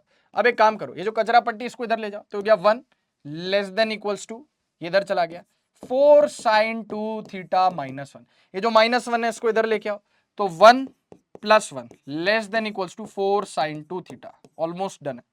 1 प्लस 1 हो गया 2, 2 less than equals to 4 sine 2 theta, 4 इधर लेके जाओगे 2/4 less than equals to sine 2 theta. Yes sir, 2/4 हो गया हाफ, 2/4 हो गया हाफ, तो यहां पे क्या आया अपने पास sir ji half less than equals to, sir ji यहां पे क्या आया half less than equals to sine 2 theta. या मैं कह सकता हूं कि हाफ साइन 2 थीटा से लेस देन इक्वल्स टू है, तो या मैं ऐसे भी तो कह सकता हूं कि sine 2 theta is greater than equals to half, ऐसे लिख लो, बात तो वही है ना, अरे सेम है, चाहे ऐसे लिख लो चाहे ऐसे लिख लो, ठीक है। Sine 2 theta is greater than equals to half, वो मैंने यहां पे करके लिख लिया। अच्छा, अब साइन के पेट में है 2 theta, it is greater than equals to half. इसका मतलब क्या मैं कह सकता हूं, जैसे साइन 0 होता है, साइन 91 होता है, तो जैसे जैसे थीटा की वैल्यू बढ़ती है 0 से 90 के बीच में, वैसे वैसे साइन थीटा की वैल्यू भी बढ़ती है।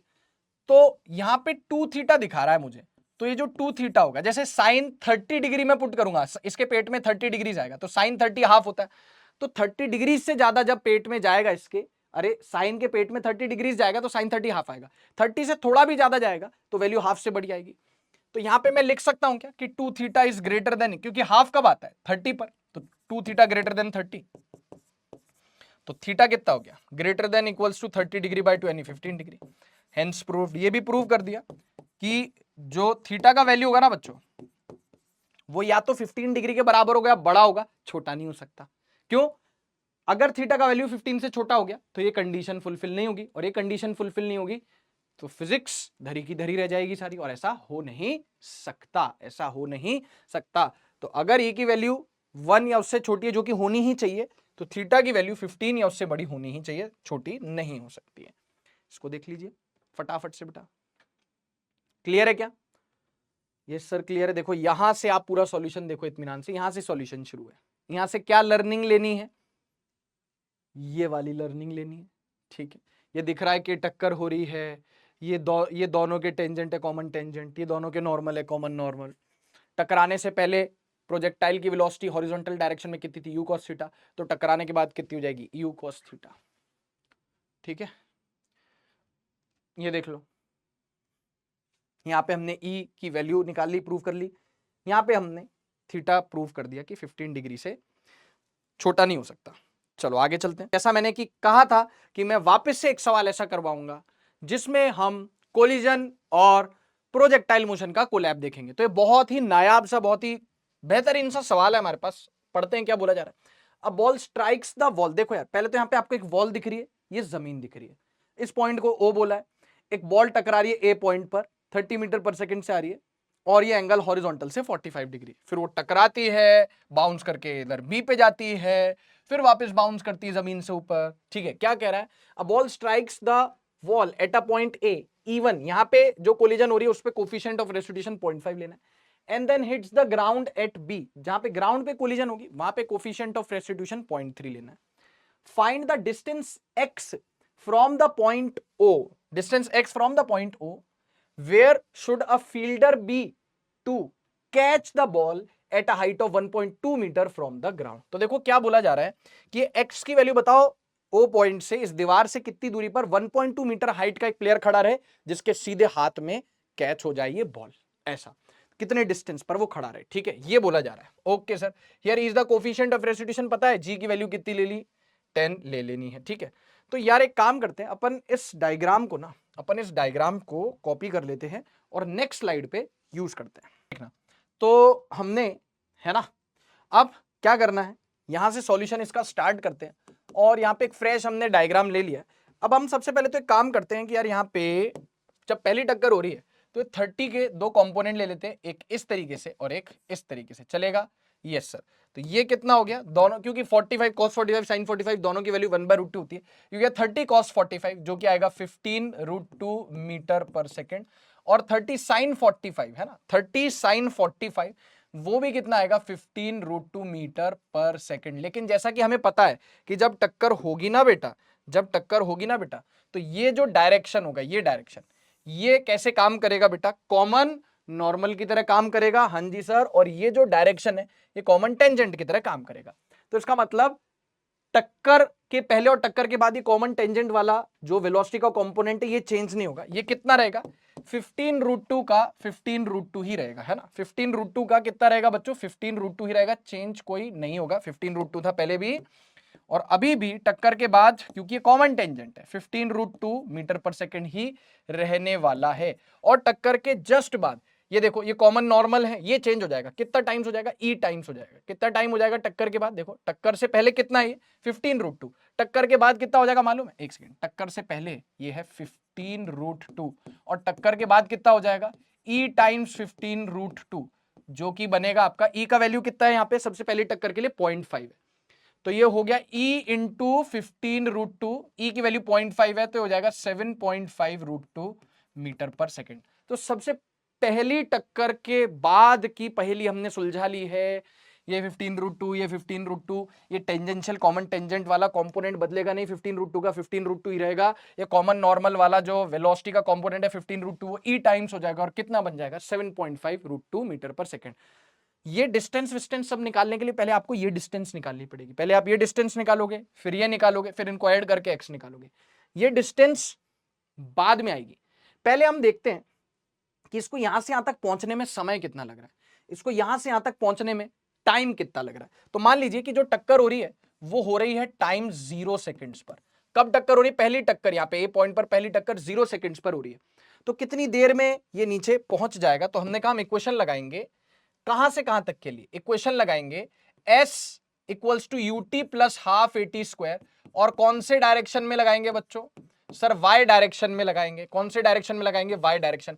कौन कौन से पॉइंट्स के बीच लगाएंगे, a टू b, a से b के लिए हम s equals to T plus half AT square लगाएंगे, ए से बी के लिए s equals to T plus half AT square लगाएंगे, और कौन से डायरेक्शन में लगाएंगे, y डायरेक्शन में लगाएंगे। तो displacement upward direction positive, downward direction negative. Displacement A से बी में डाउनवर्ड डायरेक्शन में कितना हो गया, माइनस, ये यहां से यहां तक। y डायरेक्शन में डिस्प्लेसमेंट डाउनवर्ड में -2.4। uy डाउनवर्ड डायरेक्शन में वेलोसिटी कितनी है, ए पॉइंट पर, uy मतलब initial velocity in y direction 15√2, लेकिन नीचे तो -15√2 t, okay, plus half into acceleration in Y direction कितनी है, -10, यस सर, टी स्क्वायर। तो एक काम किया जा सकता है क्या बेटा कि सब तरफ से माइनस निप्ट, इसको एक बार अगर मैं इस इमेज को छोटा करके देखूं, खराब तो नहीं होगा, नहीं, एक मिनट, चलो कोई बात नहीं, जाने दो, जगह तो दिल में होती है, कोई दिक्कत नहीं है, थोड़ा भावनाओं को समझेंगे। हाँ सर, अब तो हमें आदत हो गई है सर। इधर देखो, इधर देखो, माइनस माइनस माइनस उड़ा दिया मैंने, तो यहाँ पे मैं ऐसा लिख सकता हूँ 2.4 इक्वल्स टू, देखो माइनस माइनस माइनस उड़ा दिया, तो 2.4 equals to 15√2t 10/2 is 5 plus 5t square, है ना, सब में माइनस आ रहा है तो माइनस उड़ा दिया।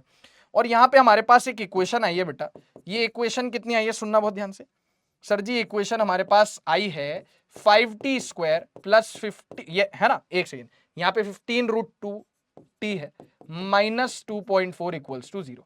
ये एक क्वाड्रेटिक इक्वेशन बनी है हमारे पास।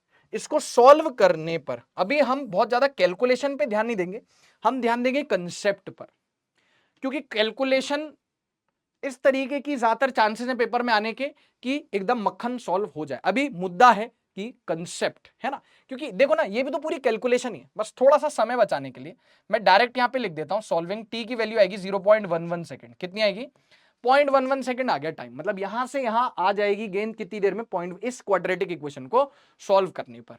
तीनों में माइनस आ रहा था वो उड़ा दिया, तो इस क्वाड्रेटिक को सॉल्व करने पर t इक्वल्स टू 0.11 सेकंड आ जाएगा। अब आप कहोगे ओबी डिस्टेंस कितना है, तो ओबी डिस्टेंस निकालना कोई खास बात नहीं है। ये ओबी डिस्टेंस कितना हो जाएगा, हॉरिजॉन्टल डिस्टेंस हो जाएगा, टक्कर के बाद हॉरिजॉन्टल वेलोसिटी। अरे ये ओबी डिस्टेंस कितना हो जाएगा, टक्कर से जस्ट पहले वेलोसिटी 15√2, टक्कर के जस्ट बाद हॉरिजॉन्टल डायरेक्शन में वेलोसिटी 7.5√2। तो टक्कर के बाद जो हॉरिजॉन्टल में वेलोसिटी वो थोड़ी बदलेगी, क्योंकि प्रोजेक्टाइल मोशन की हॉरिजॉन्टल कंपोनेंट तो बदलती नहीं। तो हॉरिजॉन्टल का डिस्टेंस वो भी क्या हो गया, distance equals to speed into time, distance equals to speed into time. Speed हो गई हॉरिजॉन्टल में कितनी 7.5√2 इनटू टाइम कितना लगा यहां से यहां आने में 0.11 सेकेंड। तो जब हम इसको सॉल्व करेंगे तो हमें मिलेगा ये 1.17 मीटर। 7.5 इंटू 1.414 इंटू 0.11 को जब हम सॉल्व करेंगे तो मिलेगा 1.17 मीटर। अर्थात ये जो OB है ये वैल्यू कितना आया, 1.17 मीटर आया। आई नो वैल्यूज गंदी आ रही हैं, लेकिन मुद्दा है लर्निंग का कि क्या लर्निंग हमें यहां से मिल रही है और कैसे कैसे हम प्रोजेक्टाइल मोशन को इंटीग्रेट, मतलब वो वाला इंटीग्रेट नहीं, इंग्लिश में एक वर्ड होता है इंटीग्रेट करना। इंटीग्रेट करना मतलब कि मिक्स कर रहे हैं, शामिल कर रहे हैं, कैसे हम इसको प्रोजेक्टाइल मोशन और कोलिजन्स को एक दूसरे के साथ शामिल कर रहे हैं। ठीक है, ओके। 1.17 मीटर आ गया। कैसे? टक्कर के बाद हॉरिजॉन्टल में वेलोसिटी 7.5√2, टाइम कितना लगा यहां तक गिरने में 0.11, तो distance equals to speed into time आ गया। ठीक है, तो OB डिस्टेंस आ गया। चलो बहुत बढ़िया। अब मुझे एक बात बताओ, अब यहां पे भी तो टक्कर होगी। हाँ सर, यहां भी टक्कर होगी। तो जो यहां पे टक्कर होगी, सुनना, यहां पे जो टक्कर होगी बॉल की, जैसे यहां पे टक्कर हो रही थी बॉल की इधर, हाँ जी सर हो रही थी, अब इधर टक्कर होगी। तो अब इस टक्कर के लिए, दूसरी टक्कर के लिए तैयार रहिए, दूसरी टक्कर के लिए तैयार रहिए। ये होगा कॉमन नॉर्मल और ये होगा कॉमन टेंजेंट। यानी कि टक्कर से जस्ट पहले वेलोसिटी और टक्कर के जस्ट बाद वेलोसिटी देखनी पड़ेगी। पहले आप यहां तक देखो और इस डायग्राम को मैं दोबारा यूज करूंगा नेक्स्ट स्लाइड पे। इस डायग्राम को मैं दोबारा यूज करूंगा बेटा नेक्स्ट स्लाइड पे, ठीक है क्या? ओके सर, देख लिया यहां तक, और सारी कचरा पट्टी हटा देता हूं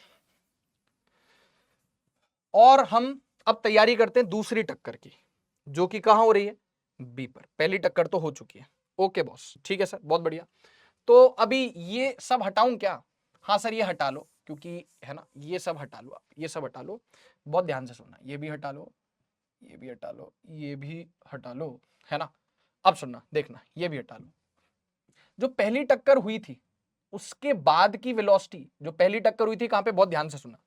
जो इसको भी अभी हटा लेते हैं, 1.17 मीटर अपने पास आ रखा है। पहली जो टक्कर हुई थी उसके जस्ट बाद जो y कंपोनेंट वेलोसिटी था वो 15√2 था और x कंपोनेंट ऑफ वेलोसिटी था 7.5√2। अब जब यहां पे टक्कर होने वाली है प्यारे बच्चों, यहां पे टक्कर होने वाली है, तो ये हो जाएगा कॉमन टेंजेंट, कॉमन टेंजेंट, और ये हो जाएगा कॉमन नॉर्मल। तो हमें पता है कि कॉमन टेंजेंट के अलोंग जो वेलोसिटी का कंपोनेंट है वो तो बदलेगा नहीं, यानी कि जब टक्कर होगी तो कॉमन टेंजेंट के अलोंग जो कंपोनेंट है दैट इज 7.5√2, वो तो उतना ही रहेगा 7.5√2। यस सर, तो ये कितना रहेगा यहाँ पे जब टक्कर होगी? देखो, टक्कर होने से पहले देखो, ये y वाला कंपोनेंट ऐसा कुछ होगा, यस सर, और x वाला कंपोनेंट ऐसा कुछ होगा कि नहीं होगा? हाँ सर। ये टक्कर जब होगी, मैं ऐसे करता हूं, जब टक्कर होगी तो y का कंपोनेंट कुछ ऐसे होगा, यस सर, और x का कंपोनेंट कुछ ऐसे होगा, यस सर। ये टक्कर के जस्ट पहले, और टक्कर के जस्ट बाद क्या होगा? टक्कर के जस्ट पहले और जस्ट बाद। तो अगर आप ध्यान से देखो, ये वेलोसिटी का कंपोनेंट 7.5√2 7.5√2 और कॉमन टेंजेंट के लॉन्ग है, तो टक्कर के बाद भी ये 7.5√2 ही रहेगा। देखो, horizontal component of projectile motion, horizontal component velocity का प्रोजेक्टाइल मोशन में बदलता नहीं। तो टक्कर से जस्ट पहले जब ये बॉल यहां पे टकरा रही है बी पॉइंट पे, तो हॉरिजॉन्टल कंपोनेंट 7.5√2, और क्योंकि कॉमन टेंजेंट है तो टकराने के बाद भी बदलेगा नहीं। और 7.5√2 का 7.5√2 था पहले, टक्कर से पहले, और टक्कर के बाद भी 7.5√2 रहेगा। लेकिन टक्कर से जस्ट पहले y डायरेक्शन ऑफ वेलोसिटी कितना हो गया? vy equals to uy plus ay t। uy कितना हो गया? -15√2। Yes sir. ay कितना हो गया? -10। टाइम कितना लगा? 0.11। बोलो, जल्दी बोलो। Yes sir. तो ये कितना आ गया हमारे पास? -22.31 मीटर पर सेकेंड। अब देखो ना, सारा खेल है टक्कर से पहले और टक्कर के बाद x में और y में वेलोसिटी का। इस टक्कर के बाद y कंपोनेंट ऑफ वेलोसिटी 15√2 ही था, है ना, सही बात है। लेकिन क्योंकि ग्रेविटी है तो चेंज होगा, तो यहां से जब बॉल यहां तक पहुंचेगी तो यहां पे component of velocity in y direction कितना हो चुका होगा? vy equals to uy plus ay t। uy हो गया -15√2, ay हो गया -22.31, मतलब नीचे की तरफ। और टक्कर के पहले हॉरिजॉन्टल कंपोनेंट 7.5√2, कोई ग्रेविटी का रोल है नहीं, 7.5√2, और ये कॉमन टेंजेंट है तो टक्कर के बाद ये वाला कंपोनेंट तो बदलेगा नहीं, 7.5√2 रहेगा। और टक्कर के बाद ये वाला कंपोनेंट एकदम ऐसे बाउंस बैक करेगी बॉल। यस सर, टक्कर के बाद ये जो कंपोनेंट है ये टक्कर से पहले है x और y में, और ये जो दोनों कंपोनेंट है टक्कर के बाद है x और y में। ये y वाला बाउंस बैक करेगा कितने से? e टाइम्स से। तो कितना हो गया -22.31, माइनस तो नीचे हो गया, अब क्योंकि ऊपर जाएगा तो माइनस का हो जाएगा प्लस, और E टाइम्स 22.31। अब जो E की वैल्यू है ना यहाँ पे, अब जो E की वैल्यू है बेटा, यहाँ पे E की जो वैल्यू है वो दूसरी है, यानी कि वो 0.3 है, तो कितना हो गया 0.3 इंटू, है ना, टक्कर के जस्ट पहले y डायरेक्शन में वेलोसिटी -22.3, माइनस मतलब नीचे, टक्कर के बाद वो बाउंस बैक करेगा तो माइनस का हो जाएगा प्लस, और E टाइम्स तो 0.3 इंटू 22.31, जो क्या आएगा आपके पास 6.7 मीटर पर सेकेंड। ठीक है, कितना आ जाएगा 6.7 मीटर पर सेकेंड। यहां तक आप एक बार देख लो, समझ लो। अब ये मान के चलो कि सवाल 90% तो सॉल्व हो चुका है। ठीक है, ओके सर, देख लिया सर। अब मैं काम करता हूं, इसको डायग्राम को वापस से कॉपी करता हूं, क्योंकि फिर यहां पे होच पोच हो जाएगी नहीं तो बहुत। ठीक है, ओके, और टक्कर के बाद वाली वेलोसिटीज पे ही फोकस करता हूं। इसको कॉपी किया, टक्कर के बाद वाली वेलोसिटीज पे ही फोकस करता हूं, सब हटा देता हूं अभी। ऊपर देखो, टक्कर के जस्ट बाद वाली, बी पे टक्कर के जस्ट बाद वाली वेलोसिटीज पे ही फोकस करता हूं, टक्कर से पहले वाली वेलोसिटीज को निपटा देता हूं, हटा देता हूं। ठीक है, ये हो गया, ये सर। तो कितनी आ गई टक्कर के जस्ट बाद y डायरेक्शन वेलोसिटी कितनी आ गई 6.7 आ गई, तो यहां पे सब हटा के 6.7 लिख देता हूं। कितना लिख देता हूं 6.7 मीटर पर सेकेंड, और ये टक्कर के जस्ट बाद इस डायरेक्शन में, x डायरेक्शन में कितनी रहेगी 7.5 √2। 7.5 √2 जब आप सॉल्व करोगे तो आपको मिलेगा 10.6 मीटर पर सेकेंड। कितना मिलेगा 10.6 मीटर पर सेकेंड। अब ये कितना हो गया 6.7, है ना, 6.7 हो गया, ये 10.6 हो गया। तो अब 1.2 मीटर की हाइट पर, तो एक तरीके से यूं मान लो कि एक प्रोजेक्टाइल है, वो 1.2 मीटर की हाइट पर कब आएगा पहले देखना है। 1.2 मीटर की हाइट पर वो कब आएगा ये देखना है ना। तो अब ये सवाल कोलिजन का अब नहीं रहा, अब ये प्रोजेक्टाइल का सवाल है कि ये हॉरिजॉन्टल कंपोनेंट इनिशियल वेलोसिटी का, हॉरिजॉन्टल कंपोनेंट इनिशियल वेलोसिटी का वर्टिकल कंपोनेंट। और ताकि कोई कंफ्यूजन ना रहे, ये डॉटेड लाइन भी मैं 1 मिनट हटा देता हूं, ये डॉटेड लाइन भी अब हटा देता हूं, खत्म करो। अब ये प्रोजेक्टाइल का सवाल बन चुका है। ठीक है, तो किसी प्रोजेक्टाइल को फेंका आपने सच दैट उसकी इनिशियल वेलोसिटी का हॉरिजॉन्टल कंपोनेंट ही है, वर्टिकल कंपोनेंट ही है, तो 1.2 मीटर की हाइट पे वो कब आएगा, 1.2 मीटर की हाइट पे वो कब आएगा। अब एक काम करते हैं, इस डायग्राम को इधर लेके आते हैं, और सबसे पहले तो इसको फिगर को छोटा करते हैं। ठीक है, फिगर को छोटा करते हैं और थोड़ा सा चीजों को बेहतर बनाते हैं ताकि वहां पे अपने को जगह मिले। ठीक है, ओके सर, बहुत बढ़िया सर। यहाँ पे टक्कर के जस्ट बाद अभी प्रोजेक्टाइल की तरह बिहेव करेगा। वर्टिकल कंपोनेंट ऑफ वेलोसिटी हो गया 6.7 मीटर पर सेकेंड, एंड बेटा हॉरिजॉन्टल कंपोनेंट ऑफ वेलोसिटी हो गया 10.6 मीटर पर सेकेंड। तो हमने कहा कि ये यहां से शुरू कर रहा है इतनी हाइट पर, 1.2 मीटर की हाइट पर ये कब आएगा, तो हमने कहा S equals to UT plus half AT square हम लगाएंगे, लेकिन कौन से डायरेक्शन में, y डायरेक्शन में लगाएंगे। कहां से कहां तक, यहां से लेकर के यहां तक।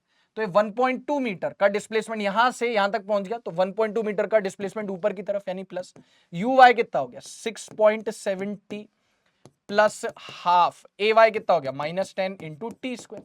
तो ये कितना आया बच्चों, सर जी आया 1.2 equals to 6.70 minus 5t square.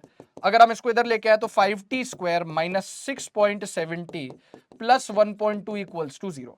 अब देखो ये क्वाड्रेटिक इक्वेशन है, क्वाड्रेटिक इक्वेशन में जब टाइम एक पॉजिटिव आता है एक नेगेटिव आता है, तो नेगेटिव टाइम तो इग्नोर कर देते हैं, पॉजिटिव टाइम ले लेते हैं।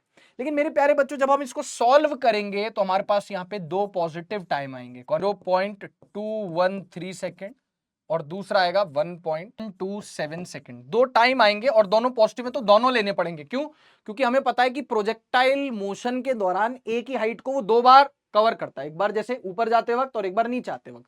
तो दो टाइम पॉसिबल है, तो दो टाइम पॉसिबल है कि वो 1.2 मीटर पे दो बार होगी। यहां से टक्कर खाने के 0.213 सेकेंड बाद भी वो 1.2 मीटर की हाइट पर होगी, और यहां से टक्कर खाने के बाद 1.127 सेकेंड पर भी वो यहां पे होगी। इसका मतलब दो संभावनाएं जहां पे प्लेयर खड़ा हो सकता है, एक यहां से टक्कर होगी तो इस साइड 1.2 मीटर हाइट पर, और यहां से टक्कर होगी तो इस साइड 1.2 मीटर हाइट पर, तो दो जगह खड़ा हो सकता है।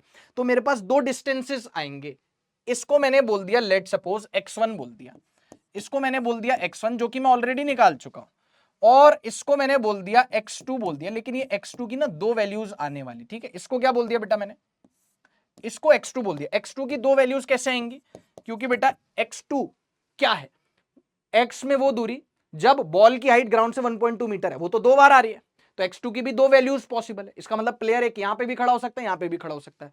तो x2 की वैल्यू कितनी हो जाएगी, देखो डिस्टेंस बराबर speed into time, horizontal component of velocity हो गया 10.6 एक बार, कब, जब टाइम है 0.213, और दूसरी बार 10.6 डिस्टेंस बराबर, बेटा डिस्टेंस बराबर स्पीड, हॉरिजॉन्टल की स्पीड इनटू टाइम, एक बार टाइम है 0.213, एक बार टाइम है 1.127। ये वैल्यूज कितनी कितनी आ जानी है, ये वैल्यूज आपके पास आ जाएंगी बेटा 2.26 मीटर और 11.95 मीटर, ठीक है। दो वैल्यूज आ जाएंगी, यहां से कितनी दूरी पर, कितनी हॉरिजॉन्टल डिस्टेंस पर बॉल की हाइट 1.2 मीटर होगी, एक तो 2.26 और एक 11.95। तो हमारा जो फाइनल आंसर होगा, फाइनल आंसर यानी कि जहां पे प्लेयर को खड़ा कर सके वो होगा x1 प्लस x2। ये आ गया था x1 पहले निकाल लिया था, और ये x2, लेकिन x2 की दो वैल्यूज आ रही है, तो दो आंसर संभव हैं। अच्छा, x1 की वैल्यू कितनी आई थी सबसे पहले बताओ, x1 की वैल्यू, ये वाली डिस्टेंस कितनी आई थी, देखो ये वाली डिस्टेंस आई थी 1.17 मीटर, कितनी आई थी 1.17 मीटर।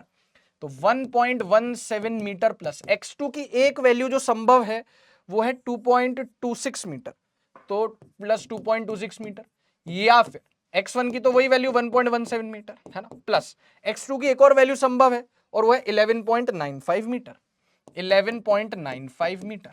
तो ये कितनी कितनी वैल्यूज आएंगी, ये आ जाएंगे आपके पास 3.43 मीटर, 13.12 मीटर, यानी कि ये हमारा फाइनल आंसर है। कितना खूबसूरत सवाल है, देखो कितना खूबसूरत, ये दोनों आंसर्स पॉसिबल हैं। इसका मतलब दीवार से, इसका मतलब दीवार से कितनी डिस्टेंस पर प्लेयर को खड़ा किया जा सकता है, दो डिस्टेंसेस हैं, इधर भी और इधर भी, इधर खड़ा हो जाए प्लेयर या इधर खड़ा हो जाए प्लेयर, यानी कि इतने एक पर्टिकुलर डिस्टेंस पर और एक दूसरी और डिस्टेंस पर, वो डिस्टेंसेस हैं रिस्पेक्टिवली कौन कौन सी बच्चों, 3.43 मीटर एंड 13.12 मीटर। एक बार मैं आपको सॉल्यूशन दिखा देता हूं, आप सॉल्यूशन देख लीजिए, है ना। देखो भाई, एक बार ये सवाल पढ़ना है तो पढ़ लो, ठीक है भाई। ओके सर, एक बहुत तड़कता हुआ भड़कता हुआ सवाल करते हैं बेटा इसके बाद, एक बहुत ही तड़कता हुआ और भड़कता हुआ सवाल करते हैं बेटा इसके बाद, ठीक है। ये डर हो गया, हाँ सर, ये देखिए फटाफट से, ये यहां से शुरू हो रहा है ना। सबसे पहले तो यहाँ की कोलिजन के लिए हिसाब किताब किया, है ना, कि टक्कर के पहले कितना वेलोसिटी, टक्कर के बाद कितना वेलोसिटी, फिर यहां से यहाँ कितनी देर में पहुंचेगा वो सॉल्व किया, ठीक है। उसके बाद अब टक्कर हो रही है बी पे, और ये ओबी का डिस्टेंस भी हमने निकाल लिया सक्सेसफुली, यानी इसको हमने x1 बोला था, ठीक है। ओके, अब टक्कर के जस्ट पहले हॉरिजॉन्टल वेलोसिटी वर्टिकल वेलोसिटी, टक्कर के जस्ट बाद हॉरिजॉन्टल वेलोसिटी वर्टिकल वेलोसिटी, क्योंकि कॉमन टेंजेंट वाला है तो बदला नहीं, और ये कितना हो गया ई टाइम्स यू हो गया, ठीक है। ओके, अब ये एक प्रोजेक्टाइल का सवाल है, ये x1 है, ये दूरी x2 है ना। तो ये 1.2 मीटर की हाइट पर कब पहुंचेगा, वो टाइम निकाला हो तो दो टाइम पॉसिबल हुए, 0.213 और 1.127 सेकंड, ठीक है। इन दो टाइम्स पर बॉल ग्राउंड से कितनी हाइट पर होगी, 1.2 मीटर पर होगी, तो कितनी हॉरिजॉन्टल डिस्टेंसेस पर संभव होगी, distance equals to speed into time, horizontal speed है 10.6, एक बार टाइम मल्टीप्लाई किया 0.213 और एक बार टाइम मल्टीप्लाई किया 1.127, तो दो संभावना आई बी से, एक 2.26 मीटर और बी से एक 11.95 मीटर। तो यहां से कितना हो गया x1 प्लस x2। अच्छा, अब x1 की वैल्यू तो फिक्स है अपने पास, x1 की वैल्यू तो फिक्स है, लेकिन x2 की अपने पास दो वैल्यूज आई, इस वजह से दो जगह ऐसी हैं जहां पे प्लेयर खड़ा हो सकता है जिसकी हाइट है 1.2 मीटर, दीवार से ओ पॉइंट से इतनी दूरी पर, दो जगह, यहां पे खड़ा होगा तो भी कैच कर पाएगा, यहां पे खड़ा होगा तो भी कैच कर पाएगा, ठीक है। आई होप एक क्रिस्टल क्लियर होगा एकदम, ठीक है। चलिए, अब एक बहुत ही प्यारा सवाल मैं आपको करवाता हूं, बहुत ध्यान से सुनिएगा। यहां पे एक बहुत ही बढ़िया सी चीज आपको सीखने को मिलने वाली है, जी हाँ, मतलब मजा ही आ जाएगा, एकदम एकदम मजा आ जाएगा, ठीक है। सवाल दिखने में बहुत बड़ा है, लेकिन ये सवाल बहुत इंटरेस्टिंग है, और कैलकुलेशन इस सवाल की बिल्कुल भी टफ नहीं है। चलिए पढ़ते हैं सवाल क्या दे रखा है, आप पढ़ के एक बार करना चाहते हैं सवाल तो मैं साइड हट जाता हूं, आप कर लीजिए, मैं साइड हट जाता हूं, आपको अगर देखना है एक बार ये सवाल तो देखो भाई क्या लिखा हुआ है, एक ब्लॉक है ए, एक ब्लॉक है बी, बी ब्लॉक स्प्रिंग से कनेक्टेड है और स्प्रिंग का दूसरा एंड वॉल से कनेक्टेड है। कोई प्रोजेक्टाइल मुझे दिख रहा है जमीन से डी हाइट पर एम मास का वी स्पीड से आ रहा है जो बी से टकराएगा। तो देख लेते भाई क्या बोला जा रहा है सवाल में, two identical cubes A and B of same mass 2m, दोनों के मास ए और बी के मास 2m है, एंड साइड 2D, मतलब क्यूब है, क्यूब मतलब समझते हो जिसकी 3D लंबाई चौड़ाई ऊंचाई सब बराबर होती है, तो एक क्यूब है, ये भी क्यूब है, ये भी क्यूब है साइड 2D का, ये भी क्यूब है साइड 2D का। Okay, are placed over one other, are placed one over the other as shown in figure. Okay, B is attached to one end of a spring of force constant के, ठीक है, the other end of the spring is attached to the wall. Okay, the system is resting on a smooth horizontal surface, ये surface smooth है एकदम, with the spring in the relaxed state, अब ये spring दबी हुई नहीं, एकदम natural length में अपने, ठीक है सर, बहुत बढ़िया। a small object of mass m moving horizontal, m mass moving horizontal to the surface hits elastically the block B, ये जो मास m है v वेलोसिटी से मूव कर रहा है हॉरिजॉन्टल, ये टकराता है B, इलास्टिकली टकराता है, कैसे, hits elastically to the block B along the line of their centre of mass, मतलब B का सेंटर ऑफ मास यहाँ पे बीच में होगा, यानी कि कितनी हाइट पर, D हाइट पर, तो वो यही ऐसे इधर से टकराता है। अच्छा ठीक है, there is no friction between A and B, A और बी के भी बीच में कोई फ्रिक्शन नहीं है, इसका मतलब जब बी आगे बढ़ेगा तो ए को पता ही नहीं लगेगा, ये वहीं का वहीं रहने वाला है, ठीक है। खैर, तो अब आपसे कुछ बातें पूछी हुई है बेटा, क्या पूछा हुआ है आइए देखते हैं। Find the minimum value of v, से v not, minimum value of v, let's suppose उसको v नॉट बोलते हैं अगर, such that block a will topple over block b, यानी कि a जो है b थोड़ा आगे खिसकेगा तो a जो है वो b इतना आगे खिसक जाए कि a जो है नीचे गिर जाए, लुढ़क जाए, है ना, क्योंकि b आगे बढ़ेगा तो कितना आगे बढ़ेगा वो सब निकालना पड़ेगा, मिनिमम वेलोसिटी v की बतानी है कि a टॉपल कर जाए। अच्छा ठीक है, such that block a will topple over block b, और ये v मिनिमम को हमने v नॉट बोला। दूसरी बात, if v equals to v naught by 2, अगर जो वेलोसिटी है v वो जो पहले पिछले पार्ट में v नॉट निकाला था उसकी आधी है, तो find the amplitude of oscillation of block spring system, तो इसके लिए हमें थोड़ा सा SHM का आइडिया होना चाहिए, यानी सिंपल हार्मोनिक मोशन का आइडिया होना चाहिए, और यहां पे थोड़ा सा टॉपल हो रहा है तो बहुत ज्यादा नहीं, बस थोड़ा सा वो टॉर्क के बारे में मालूम होना चाहिए। तो देखो यार, अब एक काम करते हैं अपन, इस डायग्राम को यूज करते हैं, नेक्स्ट स्लाइड पे आ जाओ फटाफट से, बहुत बढ़िया देखना भाई। अब मैंने क्या बोला, टक्कर हो रही है, कोलिजन हो रही है, इलास्टिक कोलिजन हो रही है, मतलब E की वैल्यू 1 है, तो किस में टक्कर हो रही है, इस प्रोजेक्टाइल में और इस बी में, यस सर, तो इसको मैंने m1 बोल दिया और इसको मैंने बोल दिया m2। ओके, इसकी इनिशियल वेलोसिटी हो गई u1 और इसकी इनिशियल वेलोसिटी 0 हो गई, टक्कर के बाद इसकी वेलोसिटी v1 हो जाएगी और टक्कर के बाद इसकी वेलोसिटी v2 हो जाएगी, ठीक है, समझना बहुत ध्यान से, हमने एक ही डायग्राम में यहाँ पे सब कुछ लिख लिया, ये m1 ले लिया, ये m2 ले लिया, टक्कर से पहले इसकी वेलोसिटी कितनी है u1, है ना, टक्कर के बाद इसकी वेलोसिटी कितनी है v1, टक्कर से पहले इसकी वेलोसिटी कितनी है 0 और टक्कर के बाद इसकी वेलोसिटी कितनी है v2, तो क्या हेड ऑन कोलिजन है, यस सर, और इलास्टिक कोलिजन भी है, यस सर। तो याद करो, हेड ऑन कोलिजन के केस में हमें दो मासेस जब टकराते हैं m1 और m2 सच दैट उनके बीच की टक्कर का कोफिशिएंट ऑफ रेस्टिट्यूशन E होता है, तो हमें याद है कि v1 और v2 के स्टैंडर्ड फॉर्मूले होते थे, हाँ सर, तो हमें क्या चाहिए, देखो टक्कर के बाद इस प्रोजेक्टाइल का क्या होगा, वी डोंट केयर, लेकिन टक्कर के बाद इस b ये कितनी वेलोसिटी से मूव करेगा, वही हमारी चिंता है, ठीक है, वही हमको चाहिए कि भाई b जिसका मास m2 है, टक्कर के पहले रेस्ट पे था, टक्कर के बाद v2 वेलोसिटी से मूव करेगा, v2 का फॉर्मूला बेटा होता है 1 plus e m1 divided by m1 plus m2 into u1 plus m2 minus e m1 divided by m1 plus m2 into u2, ये फॉर्मूला होता है स्टैंडर्ड, अगर आपको याद हो तो।